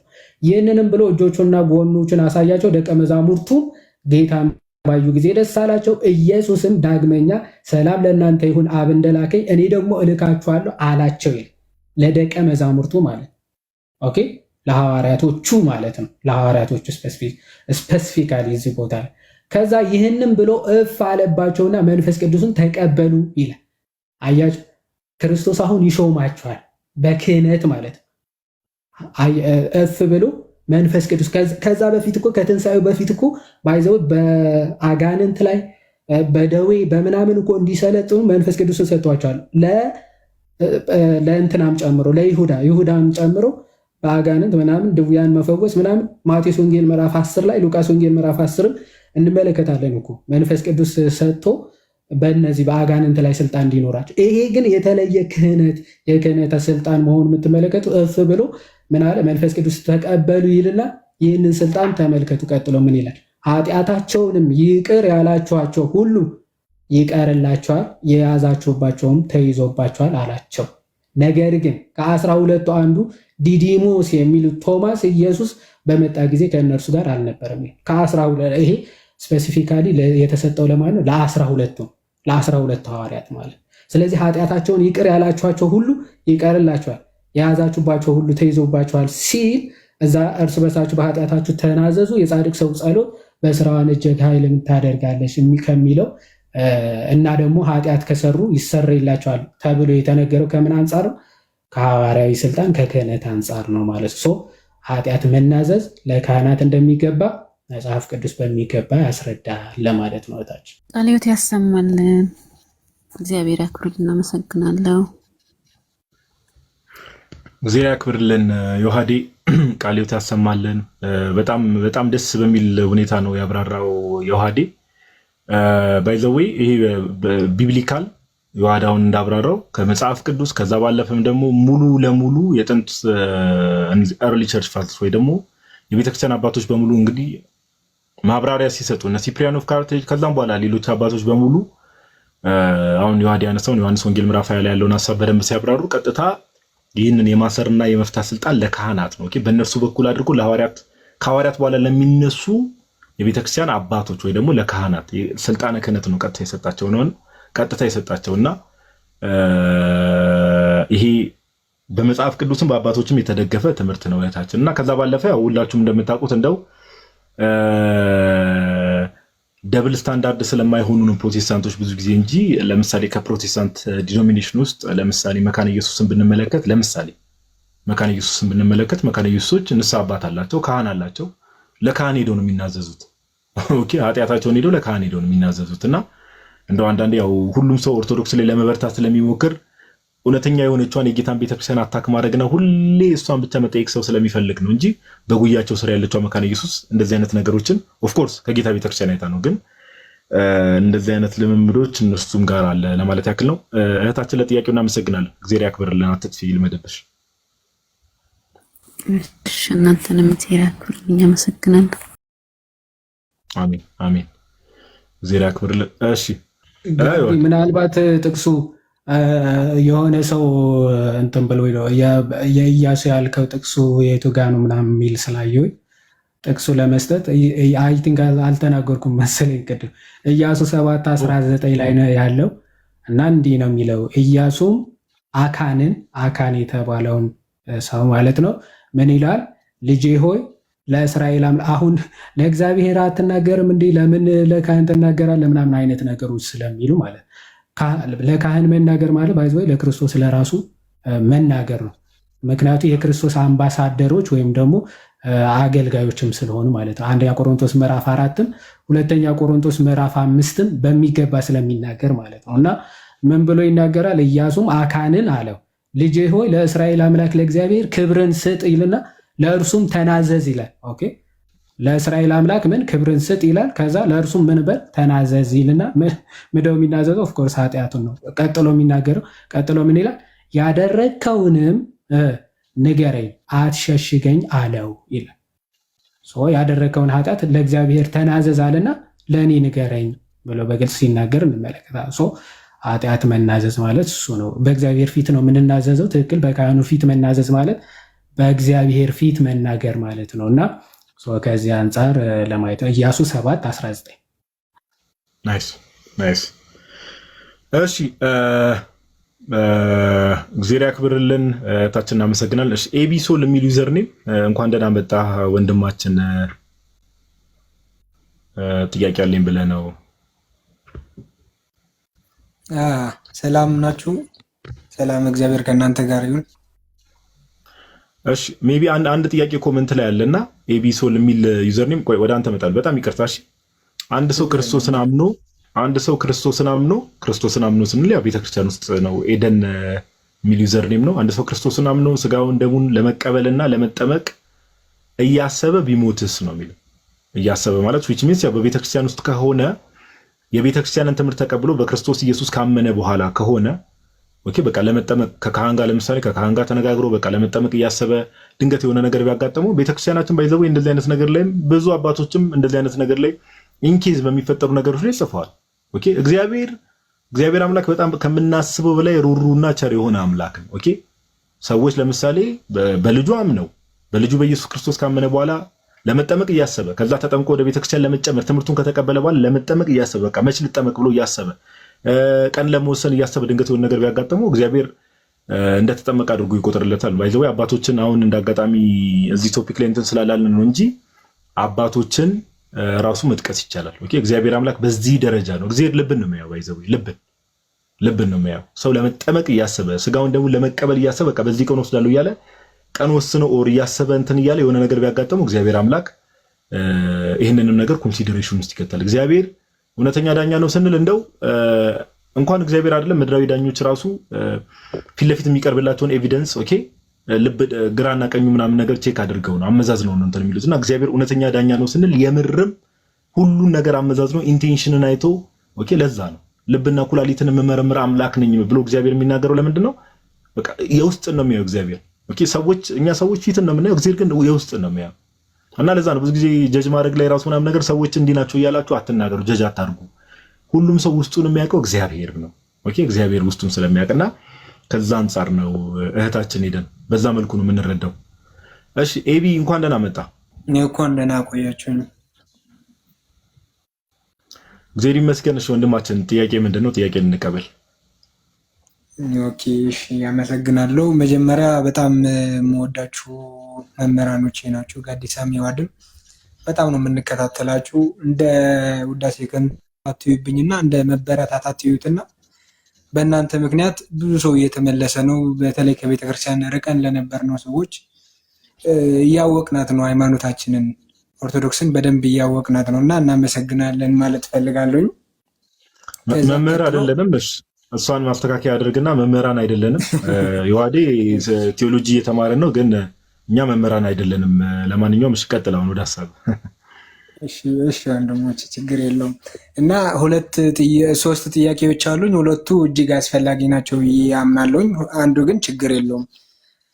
ከመጀመሪያው ስጀምር አሁን እግዚአብሔር ወልድ ኢየሱስ ክርስቶስ አድኖናል ስንል ሙሉ ለሙሉ ከሲኦል አውጥቶ ነው ገነት ውስጥ የጨመረን ወይስ እዳችንን ነው የከፈለንን? ምክንያቱም እዳችንን ከፍሎልን ከሆነ በራሳችን ፍቃድና በራሳችን ስራ ነው ወደ መንግስተ ሰማያት የምንገባው። ሙሉ ለሙሉ እንደ ፕሮቴስታንቶች አድኖናል ብለን የምናስብ ከሆነ ደግሞ ልክ ያልሆነ አካሄድ ነው የሚሆነው። ግራ ስለገባኝ ነው። ይሄኛው አንደኛው ጥያቄ ነው። አድኖናል ማለት መጽሐፍ ቅዱስ ላይ ያለ ነገር ነው። ኢየሱስ ክርስቶስ አድኖናል። የመጽሐፍ ቅዱሳዊ ትምህርት ነው። ከሞት አድኖናል። ከሞት አድኖናል። ከእዳው ለምሳሌ እዳ ኖሮብን ነበረ፣ ኃጢአት ነበረብን፣ ሞት ነበረብን ከአዳም የመጣ እሱን አድኖናል ብዬ ነው ማምነው። አጥፍቶታል። በመስቀሉ ሞት እኮ ጠረቀው ይላል። አጥፍቶታል እንዴ! ያንን እኮ ሞት የገባበትን ስጋ በአዳም በኩል ወደ ዓለም ሞት ገብቶ አልነበረ? ያን የወደቀው ስጋ እንግዲህ በአዳም በኩል ሞት ገብቶ ነበረ። ስለዚህ ያ ፎልን የሆነ ኔቸር ሰዎች በሙሉ ያን ፎልን ኔቸር ይዘው ነበር። ያን የወደቀው ማንነት ይዘው ነበረ። አምላክ ሰው መሆን ያስፈለገበትም ዋናው ምክንያት ምንድነው? ያን ፎልን የሆነውን ኔቸር የወደቀው ማንነት የኛን ስጋ ገንዘብ አድርጎ ከፍ ከፍ ሊያደርገውና ሊያከብረው ነው። ለዛም በአባቱም ቀኝ በግርማውም ቀኝ ሊያስቀምጠው ከፍ ከፍ አድርጎ ሰማያዊ ሊያደርገውም ስላሰበ ነው ጌታችን በስጋ የተገለጠው። ስለዚህ ኦፍኮርስ አድኖናል። በቃ ግልጽ ነው። ግን ድህነት የሚለው ነገር እንዴት መሰለ? የቤተክርስቲያን ትምህርት ሶስት ነገር አለ። ድህነት ለምሳሌ ብዙ ጊዜ ድነናል፣ እየዳንን ነው፣ እንድናለን የሚል ትምህርት ሰምተህ ከሆነ የቤተክርስቲያን ትምህርት እንደዛ ነው። ድነናል ስንል ለምሳሌ ሰው አሁን እኛ ኦርቶዶክሳውያን ድነናል፣ እየዳንን ነው፣ እንድናለን። ድነናል ስንል ከምን አንጻር ነው ከተባለ አምነን ተጠምቀን ያ አዳማዊ ማንነታችንን አውልቀን ክርስቶሳዊ ማንነትን ለብሰናል ወይ ደግሞ የእግዚአብሔር ልጅ ሆነናል እያለን ጸጋ መንፈስ ቅዱስን ተቀብለናል እያለን። ነገር ግን እየዳንን ነው ስንል ደግሞ መጽሐፍ ቅዱሳችን ልጅ ከሆነን በኋላ ደግሞ ዕለት ዕለት ድነታችሁ መፈጸም አለባችሁ እያለ ይነግረናል። ለምሳሌ ሐዋርያው ቅዱስ ጳውሎስ በረከቱ ይደርብንና በፊልጵስዩስ መልእክቱ ምዕራፍ 2 ቁጥር 12 ላይ እኔ ከእናንተ ከራኩ በኋላ ድነታችሁን በመፍራትና በመንቀጥቀጥ ፈጽሙ ይላል። ለክርስቲያኖች ማለት ነው። ስለዚህ ክርስቲያን ሁሌ ዕለት ዕለት ድነቱን መፈጸም መቻል አለበት። ግን መጨረሻ ላይ ድነናል፣ እየዳንን ነው፣ እንድናለን ብለን ፋይናሊ ደግሞ ሳልቬሽን አቴን የምናደርገው ደግሞ መቼ ነው ከተባለ ጌታችን ኢየሱስ ዳግም ለፍርድ ከመጣ በኋላ ሁሌም የምንናገረው ነገር አለ አይደለ? ቃለ ሕይወት ያሰማልን እንደምንለው እናንተ የአባቴ ብሩካን ዓለም ከተፈጠረ ጀምሮ ወደ ተዘጋጀላችሁ ወደ እግዚአብሔር መንግስት ግቡ የሚለውን ያንን የህይወት ቃል ስንሰማ ያኔ ሳልቬሽን ወደ አባታችን መንገድ ወደ እግዚአብሔር መንግስት ስንገባ ነው ሳልቬሽን አቴን የሚደረገው ማለት። ከዚህ አንጻር ነው የምንረዳው ወንድማችን። ስለዚህ ድነናል ስንል ስለምን እያወራ እንደሆነ ስፔሲፋይ ማድረግ መቻል አለብን ልፈልግ ነው። ግልጽ ነው። አመሰግናለሁኝ። ሁለተኛው ጥያቄ ምንድነው? ሁሌም ምንድነው የማስበው ለንስሐ ገባና ከዛ እወድቃለሁኝ ድጋሚ መቁረብ በጣም ነው የምፈልገው። እንደዚህ መውደቆች ሲመጡ ይሄ ቁርባን ፈጣሪን እንደመዳፈር እንዳያዩ ፈራል። በሚስጥረ በቁርባን ማንነቴን ከዘላለማዊ ህይወት በዘለለ ስጋዊ እዚህ ምድር ላይ ባለሁበት ጊዜ ብርታት ሊሰጠኝ ይችላሉ። እችን በደንብ ብታብራራልኝ ደስ ይለኛል። እንደው ባኬን ፎርዝ ነገሩን ቀለል ላድርገውና ለምሳሌ በልምድ ለምሳሌ ሁላችንም ያው ከሰው ይለያያል። ሁሉም ሰው የሚወድቅበት ኃጢአትና ልምምድ ሊኖር ይችላል አይደል? ያንን ኃጢአት የምታሸንፈው በምን ይመስላል? ልታሸንፍ የምትችለው እስቲ አንተ ምልከታ ነገር። በራሴ ብዙ ሞክሬያለሁኝ። በጣም ብዙ መንገዶችን በዚህ መንገድ ላሸንፈው እችላለሁ ብዬ በጣም ብዙ መንገዶችን ሞክሬያለሁ። አሁን እዛ ጋር ነው አሁን ችግሩ ምን መሰለህ? በራሴ የሚለው ነገር ክርስትናው ላይ በራሴ የሚል ነገር አይሰራም። ባይዘው በራሳችን ምንም አናመጣም። እውነት ለማውራት ለምን መሰለህ? ጌታችን ኢየሱስ ምን ብሎ ተናግሯል መሰለህ? ክብር ምስጋና ለስም አጠራሩ ይግባውና ካለ እኔ ምንም ልታደርጉ አትችሉም ብሎ ተናግሯል ጌታችን። ካለ እኔ ካለ እኔ ምንም ልታደርጉ አትችሉም ብሏል። ስለዚህ እነዚህ የልማድ ኃጢአቶችን ምኖች ለምሳሌ ሰው ቅዱስ ቁርባን ከተቀበለ በኋላ ኃጢአት አይሰራም እያልን አይደለም። ነገር ግን ክርስትና ፕሮሰስ ነው። ኤቢ ክርስትና ፕሮሰስ ነው። ምን አይነት ፕሮሰስ መሰለ? ክርስቶስን ወደ መምሰል የማደግ ህይወት ነው ክርስትና። ለዛ ነው ጳውሎስ አንደኛ ቆሮንቶስ ምዕራፍ 11 ላይ ቁጥር 1 ላይ ምን ይላል? እኔ ክርስቶስን እንደምመስል እኔን ምሰሉ ያለው ለዛ ነው። ክርስቶስን ወደ መምሰል የማደግ ህይወት ነው ክርስትና እንጂ ባለንበት እንደው ዝም ብሎ ፍሬ ሳናፈራ በመንፈሳዊ ህይወታችን ሳናድግ ዝም ብሎ ቁጭ ማለት አይደለም ክርስትና። ስለዚህ ለምሳሌ አንተው ንስሐ ገባ ባይዘው ትክክለኛ ንስሐ ራሱ እውነትና ወራ ከተባለ በቤተክርስቲያን ትምህርት ሰው ንስሐ ከገባ በኋላ የንስሐው የዛ ንስሐ የኃጢአት ስርየት ራሱ የሚገኘው በቅዱስ ቁርባን ነው። ይሄ ነው የቤተክርስቲያን ትምህርት። በቅዱስ ቁርባን ነው ባይዘው ማህተሙ ራሱ እግዚአብሔር ይፍታ የሚለው የአባቶቻችን ካህናት ራሱ ማህተም የሚመታው ሰው ቅዱስ ቁርባን ሲቀበል ነው። ለምን? የልጁ የኢየሱስ ክርስቶስ ደም ከኃጢአቱ ሊያነጻል ስለሚል መጽሐፍ ሲናገር። ስለዚህ ምንድነው ለምሳሌ አንተው ንስሐ ገባ፣ ኦኬ ንስሐ ከተገባለህ ከንስሐ አባት ጋር ከተነጋገርክ በኋላ ትቆርባለህ። ልክ ስትቆርብ ያ ቅዱስ ቁርባን ኃይል ይሆናል። ኦኬ ምን ይሆናል? ጉልበት ይሆናል። ኦኬ ለምን? ክርስቶስን ነው የተቀበልከው። ኦኬ የክርስቶስን ስጋና ደም ነው የበላው። ጌታችን ኢየሱስ ደግሞ ተናግሯል፣ ስጋዬን የበላ ደሜን የጠጣ የዘላለም ሕይወት አለው፣ እኔም በእርሱ እኖራለሁ እርሱም በእኔ ይኖራል ብሎ እርሱም በእኔ አልኩኝ። ኦኬ ጌታችን በእኛ የሚኖረው ቅዱስ ቁርባን ከአብ ጋር ስለ አብ የተናገረውን ወደዚህ ያመጣሁት ይቅርታ እና ጌታችን በእኛ እንዲሆን ቅዱስ ቁርባን መቀበል ያስፈልጋል። የጌታን ስጋና ደም እሱን ስንቀበል ኃጢአት ላይ ጉልበት ይኖረናል። ኦኬ ኃጢአትን ድል የምንነሳው በእርሱ ነው። ያለበለዚያ ምን ይሆናል መሰለህ? በቅዱስ ቁርባን ንስሐ እየገባን በቅዱስ ቁርባን የማናተመው ከሆነ እንደው ንስሐ እንገባለን፣ ማተብ ሳይመታ ድጋሚ እንወድቃለን። ንስሐ እንገባለን፣ በቃ ዝም ብሎ አለ አይደለ? እኔ እንደውም ንስሐ አባቴ አንድ የሚጠቀሟት ቃል አለች፣ ዝም ብሎ ታጥቦ ጭቃ የሚባል አባባል አለ። ገብቷል? ታጥቦ ጭቃ። ኦኬ ታጥቦ ጭቃ ይሞን በቃ ንስሐ ይገባል፣ ይወደቃል፣ ንስሐ ይገባል፣ ይወደቃል። ነገር ግን በልምዳውን ሁሌ የሚጥሉ እነዛን ኃጢአቶች ግን ኦቨርካም ማድረግ የምትችለው በቅዱስ ቁርባን። የጌታችን ኢየሱስ ክርስቶስ ስጋውና ደሙ ኃይል አለው፣ ጉልበት አለው። ክርስቶስን እየተቀበልን ያለን። ኦኬ ስለዚህ ክርስቶስ ደግሞ ዓለምን አሸንፏል። እኔ ዓለምን እንዳሸነፍኩ እናንተም ታሸንፋላችሁ ብሎ በአምላካዊ ቃሉ ስልጣን ሰጥቶናል። ስለዚህ ክርስቶስን ልክ ስንቀበል እነዛን የልማድ ኃጢአቶች ድል እየነሳን እንመጣለን። ኦኬ ነገር ግን እንዳልኩ ሁሌም ወደ ቅዱስ ቁርባን ከመቅረባችን በፊት ከንስሐ አባቶቻችን ጋር መነጋገር ያስፈልጋል። እንደው በስሜታዊነት አይደለም የሚቀርበው።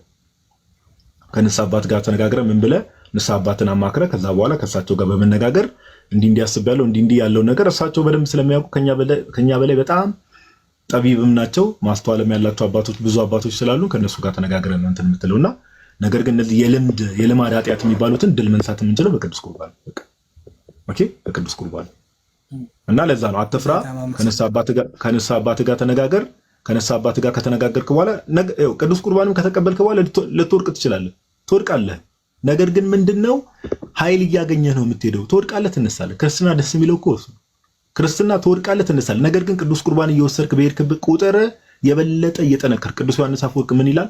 ልክ ቅዱስ ቁርባን ተካፍላችሁ ስትመለሱ እንደ አንበሳ እሳት እየተፋችሁ ነው የምትሄዱ፣ ለሰይጣን ማለት ነው። ኦኬ ለሰይጣን የሆነ እሳት እየተፋ ነው የምትሄደው። ኦኬ ፓወርፉል እየሆንክ ነው የምትሄደው እና እየጠነከርክ ነው የምትሄደው እና እግዚአብሔር ደግሞ ጸጋውን የበለጠ ያበዛልሃል። ያ የሚያስቸግርን ኃጢአት እንድታሸንፍ ድል እንድትነሳው እግዚአብሔር አምላክ የበለጠ ምን ይሰጣል?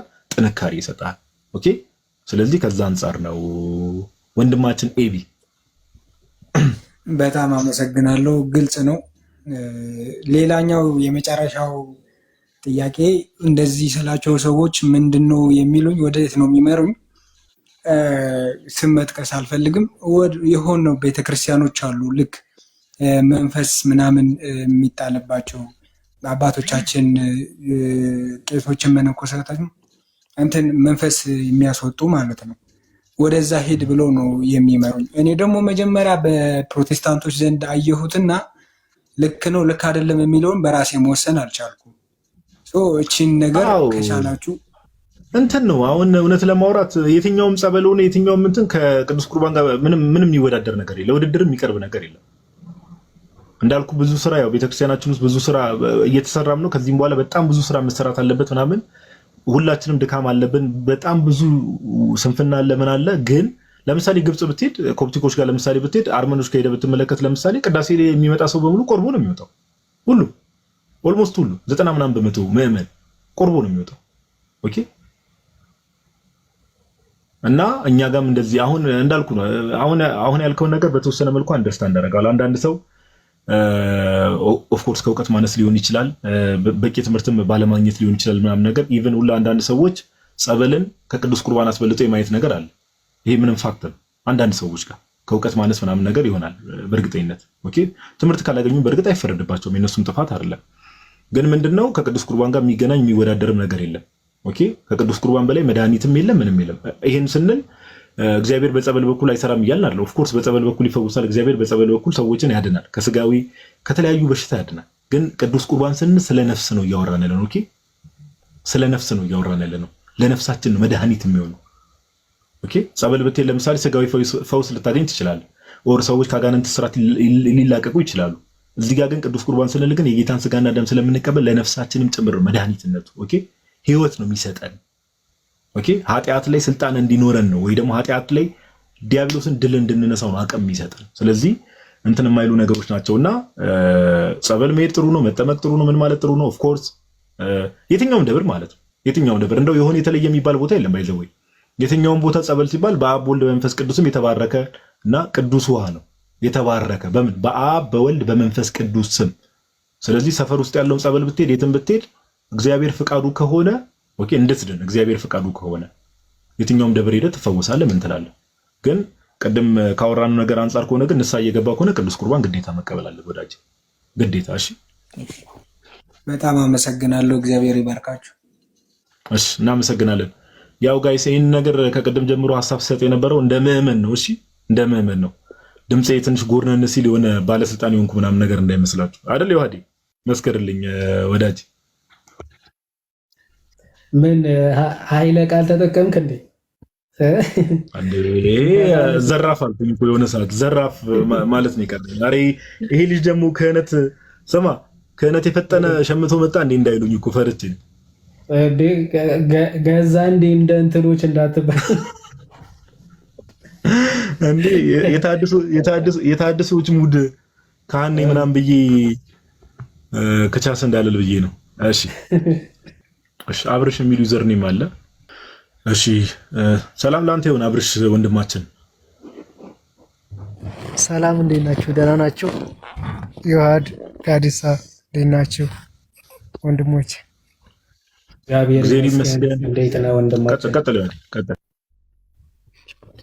አንድ ጥያቄ ነበረ። በእርግጥ እኔ ስለ እንትን ጋር አጽዋማት ጋር የተያያዘ ነው እና በገና አጽዋማት ላይ ይሄ መጨረሻው አለ አይደል? ይሄ ጋድ የሚባለው እዛ ላይ ጋድ አክፍለት አለው አክፍለት የለውም የሚባል ብዙ ከብዙ መምህራኖች ተሰማ። አንድ የሆኑ መምህራኖች አክፍለት አለው ይላሉ፣ የሆኑ መምህራኖች ደግሞ አክፍለት የለውም እስከ 11 ሰዓት ነው የሚጾሙ ምናምን የሚባል ነገር አለና ይሄንን ብታብራሩልኝ ብዬ ነው። እና ይሄ ነው ጥያቄ ያለኝ። ኦኬ አክቹአሊ ይሄ ሃይማኖታዊ ጥያቄ ማለት ሃይማኖት ስንል ያው መሰረታዊ ትምህርት ማለት ነው። እንደዛ አይደለም ግን ሊቃውንት ስማ ከሆነ በዚህ ጉዳይ ምላሽ ሰጥተውበታል። በጋድ ዙሪያ ማለት ነው። ሞር ይሄ ማክፈል ምናምን የለውም ግን ቶታሊ ቅዳሴው ሌሊት ነው አይደለ? 6 ሰዓት ነው የሚገባው። 18 ሰዓት መሙላት አለበት ነው እንጂ ጋድ አለው ጋድ የለውም። አይሚን ማክፈል የለውም አክፍሎት ማለት ነው። ጋድ የለውም ሳይሆን ጋድ ነው ግን የአክፍሎት የለውም ብለው መልሰውበታል። ይሄ የሊቀ ሊቃውንት ስምዐ ኮነን እንትን ሚዲያ ላይ ቀንዲል ሚዲያ ላይ ያደረጉትን እሱም ብትከታተሉ እዛ ምላሽ ስለሰጡበት እሱ ብትከታተለው ብዬ አስባለሁ። አብርሽ ያው እንትን ስላልሆነ በእርግጥ እንደዛ ነው የሚታየው ከመለሱትም። እሺ አይ ተመልሶልኛል። ላይ እኔ መምህር ዘበነ አክፍለት አለው አሁን ያልካቸው መምህር ደግሞ መምህር ስምዐ ኮን አክፍለት የለውም የሚባል ሁለት አይነት ስለሰማሁኝ የትኛው ነው ልክ ሊሆን የሚችለው ብዬ በራሴ ትንሽ ግራ ገብቶ ስላለኝ ነው። ያው ፍትሐ ነገሥት በደንብ ያው ሊቀ ሊቃውንት ስምዐ ኮን የፍትሐ ነገሥትን በደንብ ስለተማሩ ፍትሐ ነገሥቱን በሚያብራሩበት እንትን ነው እና ለመቁረብ ያው ግዴታ ማንም ሰው ሊቆርብ ከሆነ 18 ሰዓት መሙላት አለበት አይደለ? ከዛ አንጻር ቅዳሴው 6 ሰዓት ምናምን ተብለው ቢታሰብ 18 ሰዓት መሙላት ከ6 እስከ የሚቆረበው ቢያንስ 8 ሰዓት ምናምን ቢባል ሰዓቱን አስልቶ ምናምን እንትን ማለት 18 መሙላት አለበት። ከዛ አንጻር አክፍሎት ምናምን የሚሉት እሱን ሊሆን ይችላል እንጂ ማክፈል እንደ ስዑር ወይም ደግሞ እንደ ቀዳሚት የአብይ ጾም እንደ ቀዳሚ እንደሱ አይደለም። የጥምቀትና የገና ማለት ነው። እንደዛ ነው።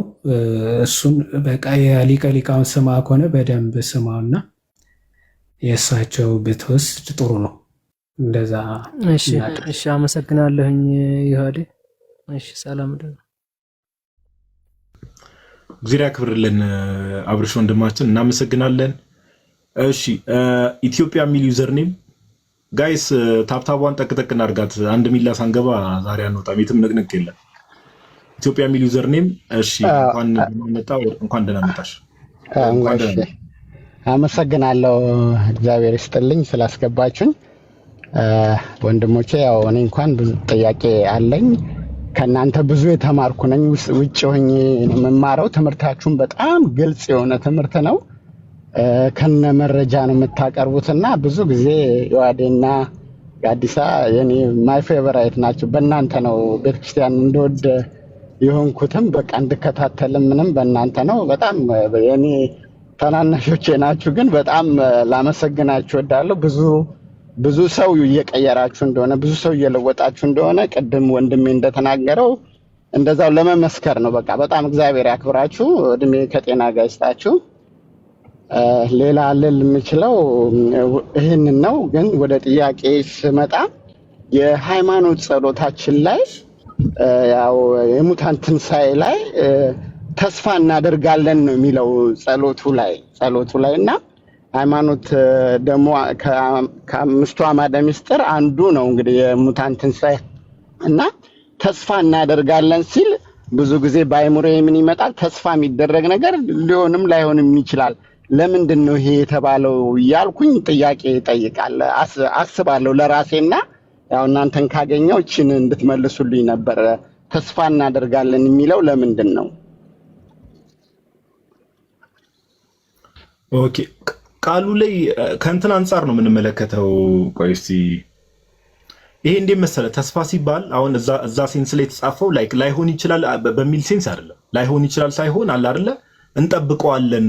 አሁን ለምሳሌ እንዴት መሰለህ? ቀለል ያለ በምድራዊ ምሳሌ እንትን ልብል። ለምሳሌ አሁን አንተ አሁን ውጭ ሀገር ነው ያለው? አዎ እኔ ውጭ ነው ያለሁት። አዎ ለምሳሌ አሁን አንተ ከውጭ ሀገር ወደ ኢትዮጵያ ልትመጣ ነው። ኦኬ ወደ ኢትዮጵያ ልትመጣ ነውና እኔ እና አንተ እያወራን አይ ሉክ ፎርዋርድ ቱ ሲ ዩ ኢን ፐርሰን ብለህ ኦኬ፣ ወይ ደግሞ ሆፕ ቱ ሲ ዩ ሱን ኢን ፐርሰን ብዬ ባወራክ አይደለ በቅርቡ አገኛለሁ ተስፋ አደርጋለሁ ያልኩ ነው አይደል? ተስፋ ማድረገው ግን ፋክት ላይ ቤዝ አድርጌ ነው አይደለ? ከዛ ልትነሳ እንደሆነ አይሮፕላን ውስጥ ልትገባ እንደሆነ እሱ መረጃ ካንተ ስለሰማው ነው አይደል? ስለዚህ ምንድነው ተስፋ እናደርጋለን ሲባል ላይሆን ይችላል አይነት ነገር ሳይሆን ገና ነው።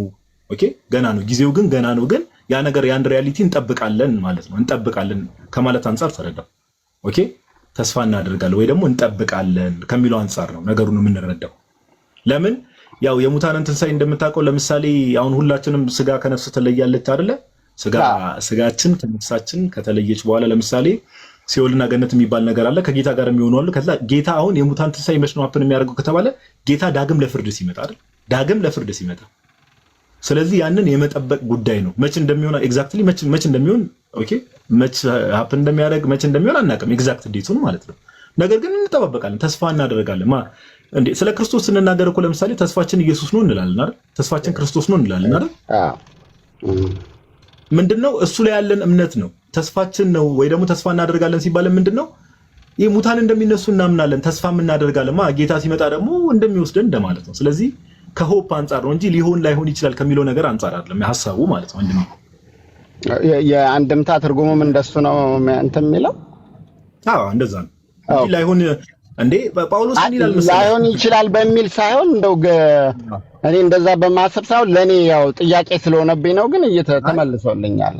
አዎ ለምን መሰለህ? ጳውሎስ ምን ይላል መሰለህ? እንደው አንደኛ ቆሮንቶስ ምዕራፍ 15 ላይ እንደው ባይ ዘ ዌይ የሙታን ትንሣኤ ለመኖሩ ዋናው ማረጋገጫችን ምንድነው ከተባለ ጌታችን ኢየሱስ መነሳቱ ነው አይደል? ጳውሎስ እንደውም እኮ ይላል አይደል? ክርስቶስ ካልተነሳማ ስብከት ብሎ ይናገራል አንደኛ ቆሮንቶስ ምዕራፍ 15 ላይ። ስለዚህ ጌታችን ኢየሱስ እንደተነሳ እናውቃለን፣ እናምናለን። እኛ ክርስቲያኖች እናውቃለንም እናምናለንም። ስለዚህ ክርስቶስ ኢየሱስ ከተነሳ ደግሞ እኛ እንነሳለን። ኦኬ ግን ምንድነው ዌን ኢዚ መች ነው አፕን የሚያደርገው ምን ከዛ አንፃር ነው ቃሉ የተቀመጠውና ሐሳቡ ግን ጠቅለል ያለው ሐሳብ ከዚህ አንፃር ነው የምንመለከተው ወንድማችን። እግዚአብሔር ይስጥልኝ ቃሉ ታሰማልኝ ጥሩ እንትን ነው። ያው ሁለተኛም ሌላ ልስጥህና በዛውም ችግር ውስጥ ቼክ እንድታረገው። እሺ አሁን ይሄን ጥቅስ ማለት ጋዲ እንዳለ ነው ቃሉ ታሰማልን። ከዛ ደግሞ ሆፑ ያው የሚመጣው ተስፋ ክርስቲያኖችን የክብር ትንሣኤ እንዲሆን አይደለ ሞር እኛ ክርስቲያኖች ደግሞ የክብር ትንሣኤ እንነሳለን የሚለውን እሱ ነው ተስፋችን። እና ይሄ ሐዋርያ ቅዱስ ጳውሎስ ራሱ በቲቶ መልእክቱ ምዕራፍ 2 ከቁጥር 13 ላይ እንዲህ ይላል፣ ይህንም ያው ሰዎችን ሁሉ የሚያድን የእግዚአብሔር ጸጋ አሁን ተገልጧልና ይልና ይህንም ጸጋ ኃጢአተኝነትና ዓለማዊ ምኞትን ክደን የተባረከውን ተስፋችንን እርሱም ይላል የተባረከው ተስፋችን ይልና እርሱም ምንድነው የተባረከው ተስፋችን? የታላቁን የአምላካችንና የመድኃኒታችን የኢየሱስ ክርስቶስን ክብር መገለጥ እየጠበቅን ይላል። ራሳችንን በመግዛትና በጽድቅ እግዚአብሔርን በመምሰል በአሁኑ ዘመን እንድንኖር ያስተምረናል አለ። የተባረከው ተስፋችን ይልና ያ ተስፋችን ምንድነው? የጌታችን የኢየሱስ ክርስቶስ መገለጥ። ያንን ተስፋ አድርገን ነው በዚህ ዓለም ምን እየሰራን ያለ ነው? ኦኬ መልካም ስራ እየሰራን ያለ ነው።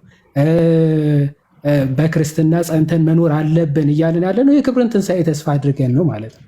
እና ቅዱስ ቄርሎስ ዘኢየሩሳሌም ካቴክቲካል ሌክቸር ምን ይላል? አንድ ሰው መልካም ስራ የሚሰራው የትንሣኤ ተስፋ ሲኖረው ነው ይላል። ኦኬ መልካም ስራ የምታደርገው የትንሣኤ ተስፋ ሲኖር ነው። የትንሣኤ ተስፋ ከሌለህማ እንደ ዓለማውያን እንደ ዘማውያን ለዛሬ ብቻ እያሰቡ ነገ ስለማያስጨንቃቸው ዛሬ ቢዘው ሙቱ ምንም አይመስላቸውም። ክርስቲያን ግን የትንሣኤ ተስፋ ስላለው ያንን ተስፋ እያደረገ ነው በዚህ ምድር ምን የሚሰራው ማለት ጽድቅን፣ ቅድስናን፣ ክርስቶስን የመምሰልን ስራ የሚሰራው የሚጠብቀው ተስፋ ስላለ ያም የክብር ትንሣኤ ነው ማለት ነው። ተስፋ እናደርጋለን ሲል የክርስቶስን የክብር መገለጥ አይተን በቀኙ እንቆማለን የሚለውን ተስፋችን እሱ ነው። ተስፋችን በዚህ መሬት ላይ ጸንተን እንድንኖር የሚያደርገን እሱ ተስፋ ነው ለማለት ነው። ኢትዮ ታንኪዩ ቃል ያሰማልኝ። በጣም ደስ የሚል መልስ፣ ግልጽ መልስ ነው። ቀድመም እንዳልኩት በጣም እከታተላችኋለሁ። በጣም ግልጽ በሆነ ነገር ነው የምታስረዱት፣ ከነመረጃው ነው። ሁለተኛ ጥያቄ ግን እንደው ያው ለንስሐ አባትም ቢሆን እንደ እንትን አትዩትና ግን ይሄ አሁን በቅዳሴ ላይ ስጋው ደግሞ ልክ ለመቀበል መጨረሻ ላይ እንትን ሲል ሀሳቡ ደዌ የሆነበት ልዩ ሀሳብ ያለበት አይቅረብ ሲል እንደው የሰው ልጅ ከሀሳብ ንጹህ በተግባር አያድርገው እንጂ ከሀሳብ ከባድ ስለሆነ እቺ ነገርስ እንዴት ነው የምትፈታው ለማለት ነው። ከሀሳብ ለመጽዳት በጣም ከባድ ነው እና ሀሳቡ ደዌ የሆነበት ልዩ ሀሳብ ያለበት አይቅረብ ይላል። እንግዲህ ካህኑ ያንን እንትን ትንሽ ከበድ ትለኛለች እና እሷስ እንዴት ነው የምትፈታው? ዮሐዴ የምትለው ነገር አለ እዚህ ላይ? ያ ይሄ ልዩ ሀሳብ ያለበት ደዌ ወይም ደግሞ ኃጢአት ያለበት አይቅረብ የሚለው ሀሳብ እንዳልከው የሆነ በሀሳብ የሚመላለስ የሆነ ድንገት አንተ ሳትፈልገው ሳታስበው የሚመጣብህን ሀሳቦች ምናምን ማለት አይደለም። ኢንቴንሽናሊ ለክፋት የቆመ በክፋት የቆመ ኦኬ እየተነጋገረ እያለ ይናገራል አይደል? ኦን ፐርፐዝ ሰውን ለመጉዳት የዝሙት ሀሳብ ኦን ፐርፐዝ አንዳንዱ ኦኬ እንትናን እንዲህ አደርጋለሁ ወይም ደግሞ የሆነ የዝሙት ሀሳብ ማለት ነው። ኦን ፐርፐዝ እንደዚህ አደርጋለሁ ብሎ በእንደዚህ አይነት ሀሳብ የሚቆም ማለት እንጂ ሰው በድንገት የሚያስበውን ወይም ደግሞ ይሄ የሚመላለሰውን ኃጢአት ምናምን እነሱን እየተባለ አይደለም፣ ግን በክፋት የቆመ ኦኬ እንደዚህ ያለ ነገር ያለበት ቢኖር አይቅረብ ማለት ነው። ለምሳሌ እዛው እኮ ይላል ወንድሙን እንትን ብሎ ይሄ ወንድሙን ይቅር ሳይል በውስጡ ተቀይሞ ምናምን መጥቶ ወደዛ ይቅረብ ይላል አይደል? በተቀደሰ መሳሳም እርስ በርሳችሁ ተሳሳሙ ተአምሁ በእንተ ቅዱሳን የሚባለው ክፍል ማለት የሆነ ወንድምን ተቀይመ በልብ ቂም በቀል ይዘ የምትቀርብ ከሆነ ኦፍኮርስ እንደዚያ አይነት ሀሳብ ይዘ ወይም ደግሞ እንደዚህ አይነት ነገሮች ይዘ ወደዛ ቅዱስ መስዋዕት መቅረብ በጭራሽ አይገባም ነው። ይሄ ኢንቴንሽናሊ ወይም ደግሞ ሰው ኦን ፐርፐዝ አስቦ የሚያደርጋቸው ነገሮች ናቸው እንጂ ድንገት ሰው በሀሳቡ የሚመጡ አንዳንዴ ሊመጡ የሚችል እኮ በአእምሮ የምታስባቸው ፈልገ ሳይሆን ድንገት ሰይጣን የሸመቀውን የሚባል ነገር አለ። እንደዚህ አይነት ሀሳቦች ሊመጡ ይችላሉ። ሰው እነሱን ታርጌት ያደረጉ ምናምኖች አይደሉም። ግን ሰዎች ሆን ብለው አስበው ለማድረግ የሚያስቧቸው ወይም ደግሞ ለማድረግ የሚፈልጓቸው ኃጢአቶች እያሉ አይቅረብ ማለት ነው እንጂ ጭራሽ ቶታሊ ከህሊና ብቻ አይደለም ከገቢርም ልትነጻ አትችልም። እሱማ የምትነጻው በክርስቶስ ደም ነው። ይጀምር ንስሐ የምትገባው ለዛ ጭምር ስለሆነ ማለት ነው። ከዚህ አንጻር የሚታይ ነው። እንደውም ባይዘው አሁን እኛ ቀለል አደረግነው፣ ዝም ብሎ ሰው ሳይቆርብ ይሄዳል እንጂ ቅዳሴ ሲገባ በደንብ ሰምታችሁ ከሆነ ማለት ነው እዚህ መጥቶ ቅዳሴውን አስቀድሶ ስጋውና ደሙ ሳይቀበል የሚሄድ ልክ እንደ አረማዊ ይቆጠር ነው የሚለው። ማንም ሰው በጣም አስቸጋሪ ኃጢአቶችን ማለት እንዳልነው የሚፈስ ነገር ደዌ ምናምን ካልከለከለው በስተቀር ማንም ሰው ወደ ቤተክርስቲያን መጥቶ ቅዳሴውን ቢያስቀድስን ወደ ቅዱስ ቁርባኑ ቀርቦ መቀበል እንደሚገባው፣ ግን እነዚህ ነገሮች ሲያደርግ ግን ወንድሙን ተቀይሞ ኃጢአት እያሰበ ምናምን አይነት ነገሮች ግን ሊቀርብ አይገባም ከሚለው ሀሳብ ከዛ አንጻር ነው። ምናልባት አንስቼው ከሆነ ጋዲ ጨምርበትና አይዋዲ በደንብ አብራርተዋል። ዋናው ነገር ምንድነው? እግዚአብሔር አምላክ የልብ አምላክ ነው። እግዚአብሔር የልብ አምላክ ነው። አንዳንዴ ሰይጣን ሰዎችን በጣም ከሚያስደነግጥበትና በቃ ሰዎችን ከሚፈትንበት መንገድ አንዱ ምንድነው ከተባለ የሆነ ያልፈለግነውን አይነት ኢሜጅ ጭንቅላታችን ላይ ያመጣብናል። በቃ ያላሰብነው እንዴት ይሄን ነገር በዚህ ሰዓት አስባለሁ ብለን እንድንደነግጡላ በቃ እዛ በቆምንበት ሰዓት ማለት ነው። ኦኬ እንደዚህ አይነት ሐሳቦችን ጭንቅላታችን ላይ የሚያስደነግጡ ሐሳቦችን ሁሉ ሊያመጣብን ይችላል። ኦኬ ክፉ ሐሳቦችን ሊያመጣብን ይችላልና እንደዚህ አይነት ሐሳቦች ሲመጡ ያው አባቶችም እንደሚሉት በቅዱስ መስቀል ምልክት አማትበን የኛ ሐሳብ ያልሆነውን ነገር በቃ ሰይጣን እንደዛ ነው። የሆነ ሐሳብ ያመጣብንና የኛ ሐሳብ እንደሆነ አስመስሎ አታክ ያደርጋል። ኦኬ እግዚአብሔር ግን ልብን ነው የሚያየው። እኛ ሪአክሽናችን አንዳንዴ እኮ የኛና እንዴ ይሄ ሐሳብ እንዴ ጭንቅላቴ ውስጥ መጣ እንዴ ይሄን እንዴት አስባለሁ ብለን የምንደነግጥበት ነገር አለ አይደለ? እንደዚህ አይነት ሐሳቦች ምንድናቸው? የዲያብሎስ ሐሳቦች ናቸው፣ የሰይጣን። ኦኬ እግዚአብሔር ልብን ነው የሚያየው። የምርም እኛ እንደዚህ አይነት ነገር የማሰብ እንደዚህ አይነት ነገር የማድረግ ፖቴንሻሉም ፍላጎቱም እቅዱም እንደሌለን እግዚአብሔር አምላክ ያውቃልና ከዛ አንጻር ነው እና እንደዚህ አይነት የሚያስደነግጡ ነገሮች የሆኑ በጣም መጥፎ ሐሳቦች እንደዚህ አይነት ጊዜ ላይ ለጸሎት ስንቆም ሊሆን ይችላል፣ ቤተክርስቲያን ውስጥ ሊሆን ይችላል። እንደዚህ አይነት ሐሳቦች ሲመጡ ወዲያው በቅዱስ መስቀል አማትቦ መቀጠል ነው፣ የጀመርነው ነገር መቀጠል ነው። እሺ እግዚአብሔር ልብን ነው የሚያየው እና እሱ መረሳት የለበትም። ሁሌም ስለ ፈተና ስለ መከራ ስናስብ ብዙ ጊዜ ሳናስበው ሰይጣን ላይ በጣም ብዙ ሰዎችም ሰይጣን ላይ ትኩረት ያደርጋል። ሰይጣን ላይ እንደው ሰይጣን እንዲሆኑ እየተባለ በቃ ሰይጣን ላይ ትኩረት ያደርጋል። ሰው ግን ከዲያብሎስ ይልቅ ከወደቀው ሰይጣንና ከወደቀው ዲያብሎስ ይልቅ ደግሞ ሰይጣንን እንኳን አምላካችን ኢየሱስ ክርስቶስ አይደለም የክርስቶስ ቅዱሳን ራሱ ሰይጣንን ከግራቸው በታች ሲቀጠቅጡት እንመለከታለን። ኦኬ ስለዚህ የአምላክ ምሕረት የአምላክ ቸርነት ላይ ክርስቶስ ኢየሱስን ማሰብ ከእንደዚህ አይነት ነገሮች በቀላሉ እንድንላቀቅም ይረዳናል ለማለት ያክል ነው። የዋዴ ቃልዮት ያሰማልን። ይሄ ነው ወንድማችን። ቃልዮት ያሰማልኝ። በእውነት መንግስተ ሰማያትን ያዋርስልኝ። በጣም ጥሩና ግልጽ የሆነ መልስን የመለሳችሁልኝ። ጋዲሳ የአዲስ ሰፈር ልጅ ነኝ ስትል ሰምቻለሁ። እኔ ሳሪስ አቦ ነኝ። እግዚአብሔር ፈቅዶ ወደዛ ስመጣ ባገኛችሁ ደስ ይለኛል። ዮሐዴን አኬና አንተ በጣም በእኔ ህይወት ላይ ትልቅ ስራ የሰራችሁ ናችሁ። በጣም ትልቅ ቤተሰብም አለኝ። በቤተሰቤ ላይ ሁሉ ትልቅ ስራ ሶስታችሁ አግኝቻችሁ አላቅም። ለዮሐዴ እንኳን ጽፌለትም አውርቼውም አውቃለሁ። እግዚአብሔር ያክብራችሁ። እኔ ሰዓት እንዳልይዝባችሁ ዛሬ እድል ሰጣችሁኝ። እናንተንም እንደዚህ አግኝቼ በማውራት የራሱ በጣም ተደስቻለሁ። እግዚአብሔር ይስጥልኝ እላለሁ። ዮሐዴንም ሁላችሁንም አከብራችኋለሁ፣ ወዳችኋለሁ። በእድሜ በእውነት በጣም ታናናሾቼ ናችሁ፣ ግን በህይወት ትምህርት ደግሞ በቤተክርስቲያን ትምህርት ደግሞ ታላላቆቼ ናችሁ። በጣም ከእናንተ ብዙ ተምሬያለሁ። እግዚአብሔር ከድሮ ጀምሮ ነው የምከታተላችሁ። በተለይ ሶስታችሁ አንተ፣ አኬና ዮሐዴ ለእኔ ትልቅ ሞዴሎቼ ናችሁ። አመሰግናለሁ። እግዚአብሔር ያክብርልን። እግዚአብሔር ደግሞ አንተንም ቤተሰቦችንም ከክፉ ነገር ሁሉ ይጠብቃችሁ። የልብንም መሻት መድኃኒዓለም እርሱ ባወቀው የልብን መሻት ያው ታናሽ ታላቅ መመረቅ ባይችልም ያው እዚሁ ለመረቅ ላይቭ ላይ እቀበላለሁ። ደስ ይለኛል፣ እቀበላለሁ።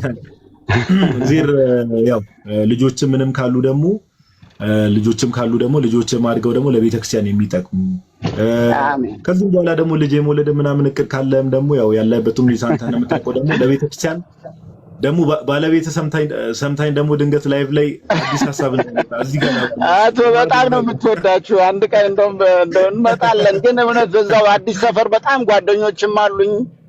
ትንሽ ረጅም ጊዜ ሆኖኛል ከወጣው እንጂ በጣም አዲስ ሰፈር እዛው ሰፈሬ ነውና አገኛቸዋለሁ ብዬ ገምንትን እላለሁ። እግዚአብሔር ያክብርልኝ። እሺ አሜን አሜን። ዮሐዴ ምርቃትን ተቀበል። አሜን በልና በቃ ወደሚቀጥለው ሰው እንሂድ። ዮሐዴ አሜን ብለናል። እግዚአብሔር ይስጥልን ወንድማችን፣ እግዚአብሔር ያክብርልን። በጸሎት አስቡን፣ አትርሱን። እናንተንም እናመሰግናለን በጣም እግዚአብሔር ያስበን ሁላችንም። እናንተም እንደዚሁ በእውነት በጣም እንወዳችኋለሁ፣ አከብራችኋለሁ። ታንኪ ወንድሞች፣ እግዚአብሔር ያክብርልን፣ እግዚአብሔር ያክብርልን። በጣም ነው የምናመሰግን። እሺ ዮሐዴ አንዴ ስለ እንድታስተምረን ነው እግረ መንገድን ምን መሰለ ጥያቄ የክርስትና አባት ሮሉ ምንድን ነው? አይ ቲችስ ዋና መሰረታዊ የሚባለው ሮሉ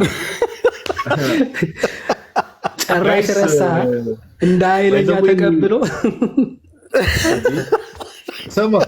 ስማ የክርስትና አባት ጣት መያዝ ብቻ መስሏል። አስተምር እንጂ እባክህ።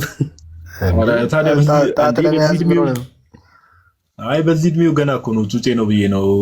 ጋይስ ሜቢ መረጃው የሌላችሁ ሰዎች ናቱ በጣም የምንወደው ወንድማችን ነውና ቅርብ ጊዜ ነበር ልጁ ክርስትና የተነሳው ምናምን ነገርና እኔ ያው ትንሽ ቦስት ማድረግ ምናምን ጉራ አያምርብኝም አውቃለሁ ምናምን ነገር ግን የክርስትና አባቱ ነበርኩ፣ የክርስትና አባቱ ሆኛለሁና ካሁን በኋላ የሱ ልጅ የኔ ሪስፖንሲቢሊቲ ነው እንግዲህ እና አሁን ይሄው ገብቶ እየወቀሰኝ ነው። ምንድነው የክርስትና አባት ስራው ምንድነው እያለ ወቀሳ እየደረሰብኝ ነውና እባክህ ናቱ ወንድምህን በውስጥ ውቀሰው ነው መጽሐፉ የሚለው። እባክህ 500 ምናምን ሰው ፊት አታገርጣኝ እባክህ። ኧረ ወንድማችን እኔ ትምህርቱን የጠየኩት ምንም እንትን አይደለም። አንተ ገልጠዋል ሲጀመር ትምህርቱ ስባ እንደ ቅዱስ ያለካፎር መጀመሪያ በውስጥ ምከረው የሚለው በአደባባይ ጀምሮ ነው ወደ ውስጥ የሚሄደው። ናቲ ደግሞ እኔ እንደዛ ነው ባይዘው ፊት ለፊት ነው የምጀምረው እኔ።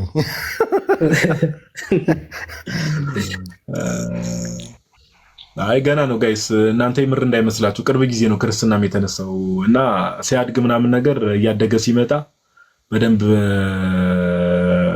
ያለብንን ሪስፖንሲቢሊቲ ምናምን ነገር ለመወጣት እንሞክራለን እንደ እግዚአብሔር ፍቃድ።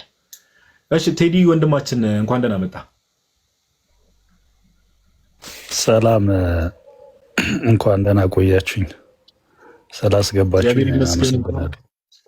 ኧረ ችግር የለውም። አይ ቲንክ ቅድም አንድ ሁለት ያስገብቼ ነበርና ኔትወርክ እያዛገ ነበር መሰለኝ። አዎ ኔትወርክ እያወረደኝ ነውና ለዛ ነው። እንትን አንድ ሁለት ጥያቄ ነበረኝ። ምናልባት ጊዜ የሚወስድባችሁ ከሆነ አንዱንም ብትመልሱልኝ ይበቃል። መጀመሪያ ጥያቄውን የምንችለው ከሆነ እንችለዋለን እንበል። መጀመሪያ አይ ከእናንተማ የሚያልፍ ጥያቄ የለም፣ እያየን እኮ ነው።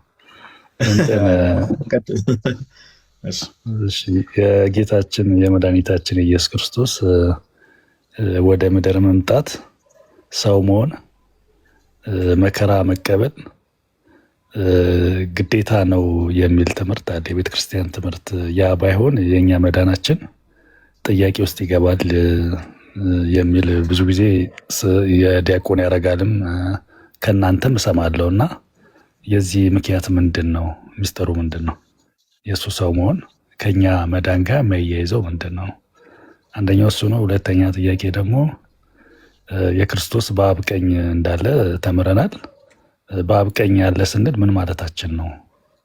ማለት ፊዚካሊ ፕሬዘንት ያደርጋል ወይስ ምን ማለት ነው? በአጠቃላይ የስላሴ እንትን ስትራክቸር ምንድን ነው? በሰማይ ያለው ስርዓት ምንድን ነው? እንዲሁ ፊዚካሊ ይኖራሉ አብ ወልድ መንፈስ ቅዱስ ነው ወይስ በምን አይነት መንገድ ነው መረዳት ያለብን? ሁለቱ ጥያቄ ነው ያለኝ። አመሰግናለሁ። ቅድም ጀምሮ መጨረሻ ላይም ሳውራ ስለነበረ ሜይ ቢ ዮሐዴ የመጀመሪያውን አጠር አድርገህ ትሄድበታለህ። ሁለተኛውን ግን እዚሁ አድሬስ ስላደረገው የመጀመሪያውን ስለ አምላክ ለምን ሰው መሆን አስፈለገው መከራ መቀበሉ ምን ማለቱ ምናምን ነገር ለምን አስፈለገው የሚለውን የዋዴ ይሄድበታል። ጀስት ሁለቱን ግን ሁለተኛው ምን መሰለህ ቴዲ ወንድማችን በአብ ቀኝ ማለት ባይዘው ስልጣን ነው። ኦኬ በአባቱ ቀኝ ማለት እግዚአብሔር እንደ እውነት እናውራ ከተባለ ጠቅለል ያለው ነገር እንደውም ጥሩ ሐሳብ አነሳ። እውነት ለማውራት እግዚአብሔር በአንዴ ሁሉም ቦታ የመላ አምላክ ነው። ኦምኒ ፕሬዘንት ነው እግዚአብሔር አምላክ ኦምኒ ፕሬዘንት ነው። በአንዴ ሁሉም ቦታ የመላ አምላክ ኦምኒ ፕሬዘንት ነው። እግዚአብሔር በቦታ እንደ መሰለ ስፔስ የምንለው ነገር አለ አይደል? ስፔስ የምንለው ነገር አለ፣ ታይም የምንለው ነገር አለ። እግዚአብሔር ከስፔስ እና ከታይም ውጪ ነው። ኦኬ ለምሳሌ እኔ ቴዲ ናቱ እዚህ ጋር ያለን ገስት ላይ 500 ምናምን ሰዎች በስፔስ እና በታይም የተገደበ ስለሆንን የሆነ ፊዚካል ስፔስ ይዘን ተቀምጠናል። ኦኬ ፊዚካል ስፔስ አለ። እግዚአብሔር አምላክ ግን የሁሉ ነገር ፈጣሪ ስለሆነ ከስፔስ እና ከታይም ውጪ ነው። ከስፔስ እና ከታይም አሁን ስፔስ የምንለው ነገር ፊዚካል የምንለው ነገር ከዛ ነገር ውጪ ነው እግዚአብሔር አምላክ። ኦኬ ስለዚህ በቦታ አይገደብም ማለት ነው። እግዚአብሔር እዚህ ነው እግዚአብሔር እዛ ነው ተብሎ አይነገርም። ለምሳሌ እግዚአብሔር አምላክ ሰማይ ዙፋኔ ነው ምድር የእግሬ መረገጫ ናት ብሎ ሲናገር እንደው ምድር ላይ እንደው እግዚአብሔር የሆነ እግሩን አስቀምጦ እንደዛ አይደለም እንደዛ ማለት አይደለም። ነገር ግን እግዚአብሔር አምላክ በሰማይም በምድር መኖሩን ለማሳየት እንደዚህ አይነት ኤክስፕሬሽኖችን ይጠቀማል። ሰማይ ዙፋኔ ነው ምድር የእግሬ መረገጫ ናት። ለምሳሌ ሰዎች እንደዚህ አይነት ሐሳብ ሊያነሱ ይችላሉ። ለምሳሌ ቅዱሳን መላእክት አሁን መጽሐፍ ቅዱስ ላይ አለ። ቅዱሳን መላእክት በእግዚአብሔር ዙፋን ፊት እየሰገዱ ቅዱስ ቅዱስ ቅዱስ እያሉ እግዚአብሔር እንደው የሆነ ዙፋን ላይ ሪስትሪክት ሆኖ እዛ ቦታ ነው እግዚአብሔር ያለው ማለት ነው? ኦር እዛ ቦታ ብቻ ነው አይደለም። እግዚአብሔር አምላክ ኦኬ ለቅዱሳን መላእክቱ ያለውንም ፍቅር በሰማይ ላሉ ኦኬ ለፍጥረቶቹ ማለት በሰማይ ላሉ ቅዱሳኑ ፍቅሩን ለማሳየት እንዴ ኪሩቤል ሱራፌል ለምሳሌ ዙፋኑን እንደው ይሸከማሉ ሲባል እንደው እግዚአብሔር የሆነ ዙፋን ላይ ተቀምጦ እነሱ ተሸክመው አይደለም። ኦፍ ኮርስ ኦኬ እንደዛ ማለት አይደለም። አንድ ጥያቄ ልጠይቅህ ቴዲ እንደው ምሳሌ ስለሚነሳ ነው። ጫማ አንተን ይሸከማል ወይስ አንተ ነው የምትሸከመው ጫማህን? እኔ ነኝ የምሸከመው። ግን ጫማ ከስር ነው ያ ገብቷል። ይሄ እንዳልኩ ምሳሌው ፐርፌክት ምሳሌ ላይሆን ይችላል። ግን ምንድነው እግዚአብሔር አምላክም እንደዚህ ነው ለቅዱሳኑ ያለውን ፍቅር ቅዱሳን መላእክትን ኦኬ ለነርሱ ያለውን ፍቅር ለማሳየት ሲል ዙፋኔ እዚህ ነው ብሎ እዛ ቦታ ላይ የእግዚአብሔር ፕሬዘንስ ኦፍ ኮርስ አለ። ከዛ እነሱ ዙፋን ይዘው ምን ብለው ከዛ በእግዚአብሔር ዙፋን ፊት ይደፋሉ። ምን ይላሉ? እግዚአብሔር አምላክ ግን ከስፔስ እና ከታይም ምንድነው ውጪ። ኦኬ ማወቅ ያለብን ነገር። ስለዚህ ጌታችን ኢየሱስ በአብ ቀኝ ተብሎ ሲነገር ምንድነው ከአብ ጋር ፊዚካሊ በስልጣን ተካክሎ ተቀመጠ ማለት ነው። ኦኬ በስልጣን ተካክሎ ዮሐንስ 17 ላይ ትዝ ይላል ጌታችን ኢየሱስ የተናገረው ንግግር ወንድማችን ቴዲ ዓለም ሳይፈጠር በአንተ ዘንድ በነበረኝ ክብር አክብረኝ አለው አይደል? ኦኬ የነበረው ክብር አለ። ጌታችን ኢየሱስ የባሪያ መልክ ይዞ ወደ ምድር መጥቷል። ተመልሶ ደግሞ ያን የማዳን ስራ ከፈጸመ በኋላ በአባቱ ቀኝ ተቀመጠ። በስልጣን ተካክሎ ማለት ነው። ኦኬ በስልጣን ተካክሎ እንጂ አብ እንደው የሆነ ቦታ ሆኖ ምናምን እንደዛ አይደለም እናስበው።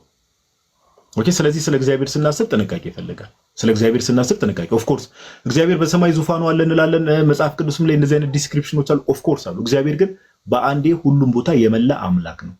ከስፔስ እና ከታይም ውጪ ስለሆነ የሆነ ፊዚካል ነገር ባውንድ አያደርገው። ኦኬ ፊዚካል ነገር አይገድበው እና ከዛ አንፃር ነው ወንድማችን ቴዲ የምንመለከተው። ሁለተኛው ሐሳብ ሜቢ ግልጽ ከሆነ ያጎደልኩትም ነገር ግልጽ ያልሆነ ነገር ካለ ሐሳብን ልስማውና ካልሆነ ወደ ዮሐድ ሐሳብ እንሄዳለን። እሺ ጋድሴ አመሰግናለሁ። የመሰረታዊ ነገሩን አግኝቻለሁ። ሌሎችን ነገር ደግሞ ሪፈር አደርጋለሁ። አመሰግናለሁ። ጥሩ እሺ ወንድማችን ዮሐድ ሜቢ እኔ እንትን ያልኩት ላይ የጎደለ ነገር አለ ብለህ የምታስበው ከሆነ እሱንም እንትን በልና ካልሆነ ሁለተኛው ሐሳብ ላይ የመጀመሪያው ሐሳብ ላይ ሄድበት ፓፓ። አይ ምንም የለም። እግዚአብሔር ይስጥልን ቃል የታሰማልን። ያው አጠር አድርጎ የመጀመሪያ ሐሳብ እንትን ለመስጠት በጣም ሰፊ ቶፒክ ነው። በእርግጥ እግዚአብሔር አምላክ ሰው መሆን ማለት ሰው ባይሆን ኖሮ መዳናችን ጥያቄ ውስጥ ነበረ የሚለው ኮንሴፕት ከምን አንጻር ነው?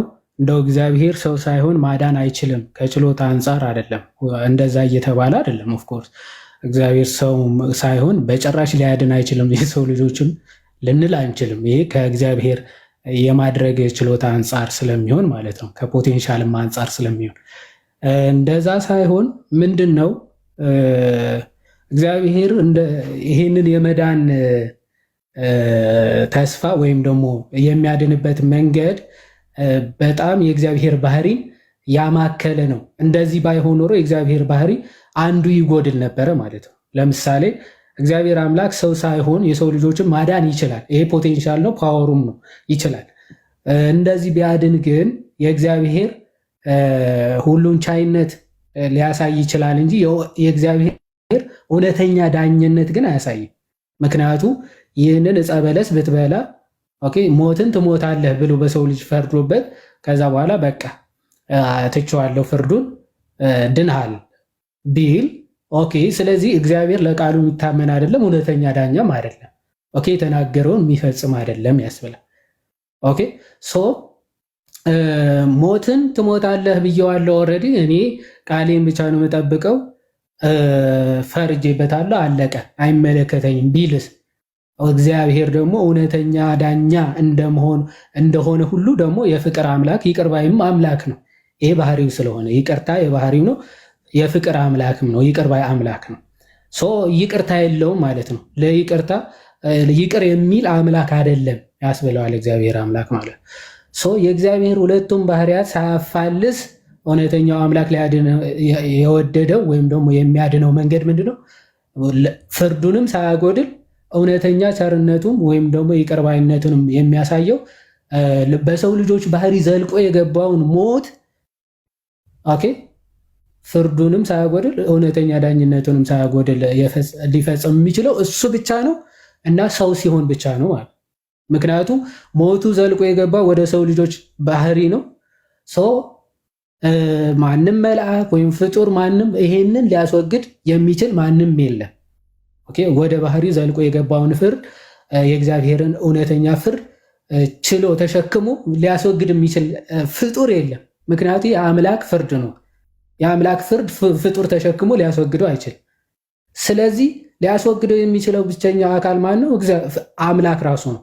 ፍርዱን የፈረደው አምላክ ብቻ ነው። ለምሳሌ ምን እንደማለት መሰላችሁ? ለምሳሌ አንድ ሰው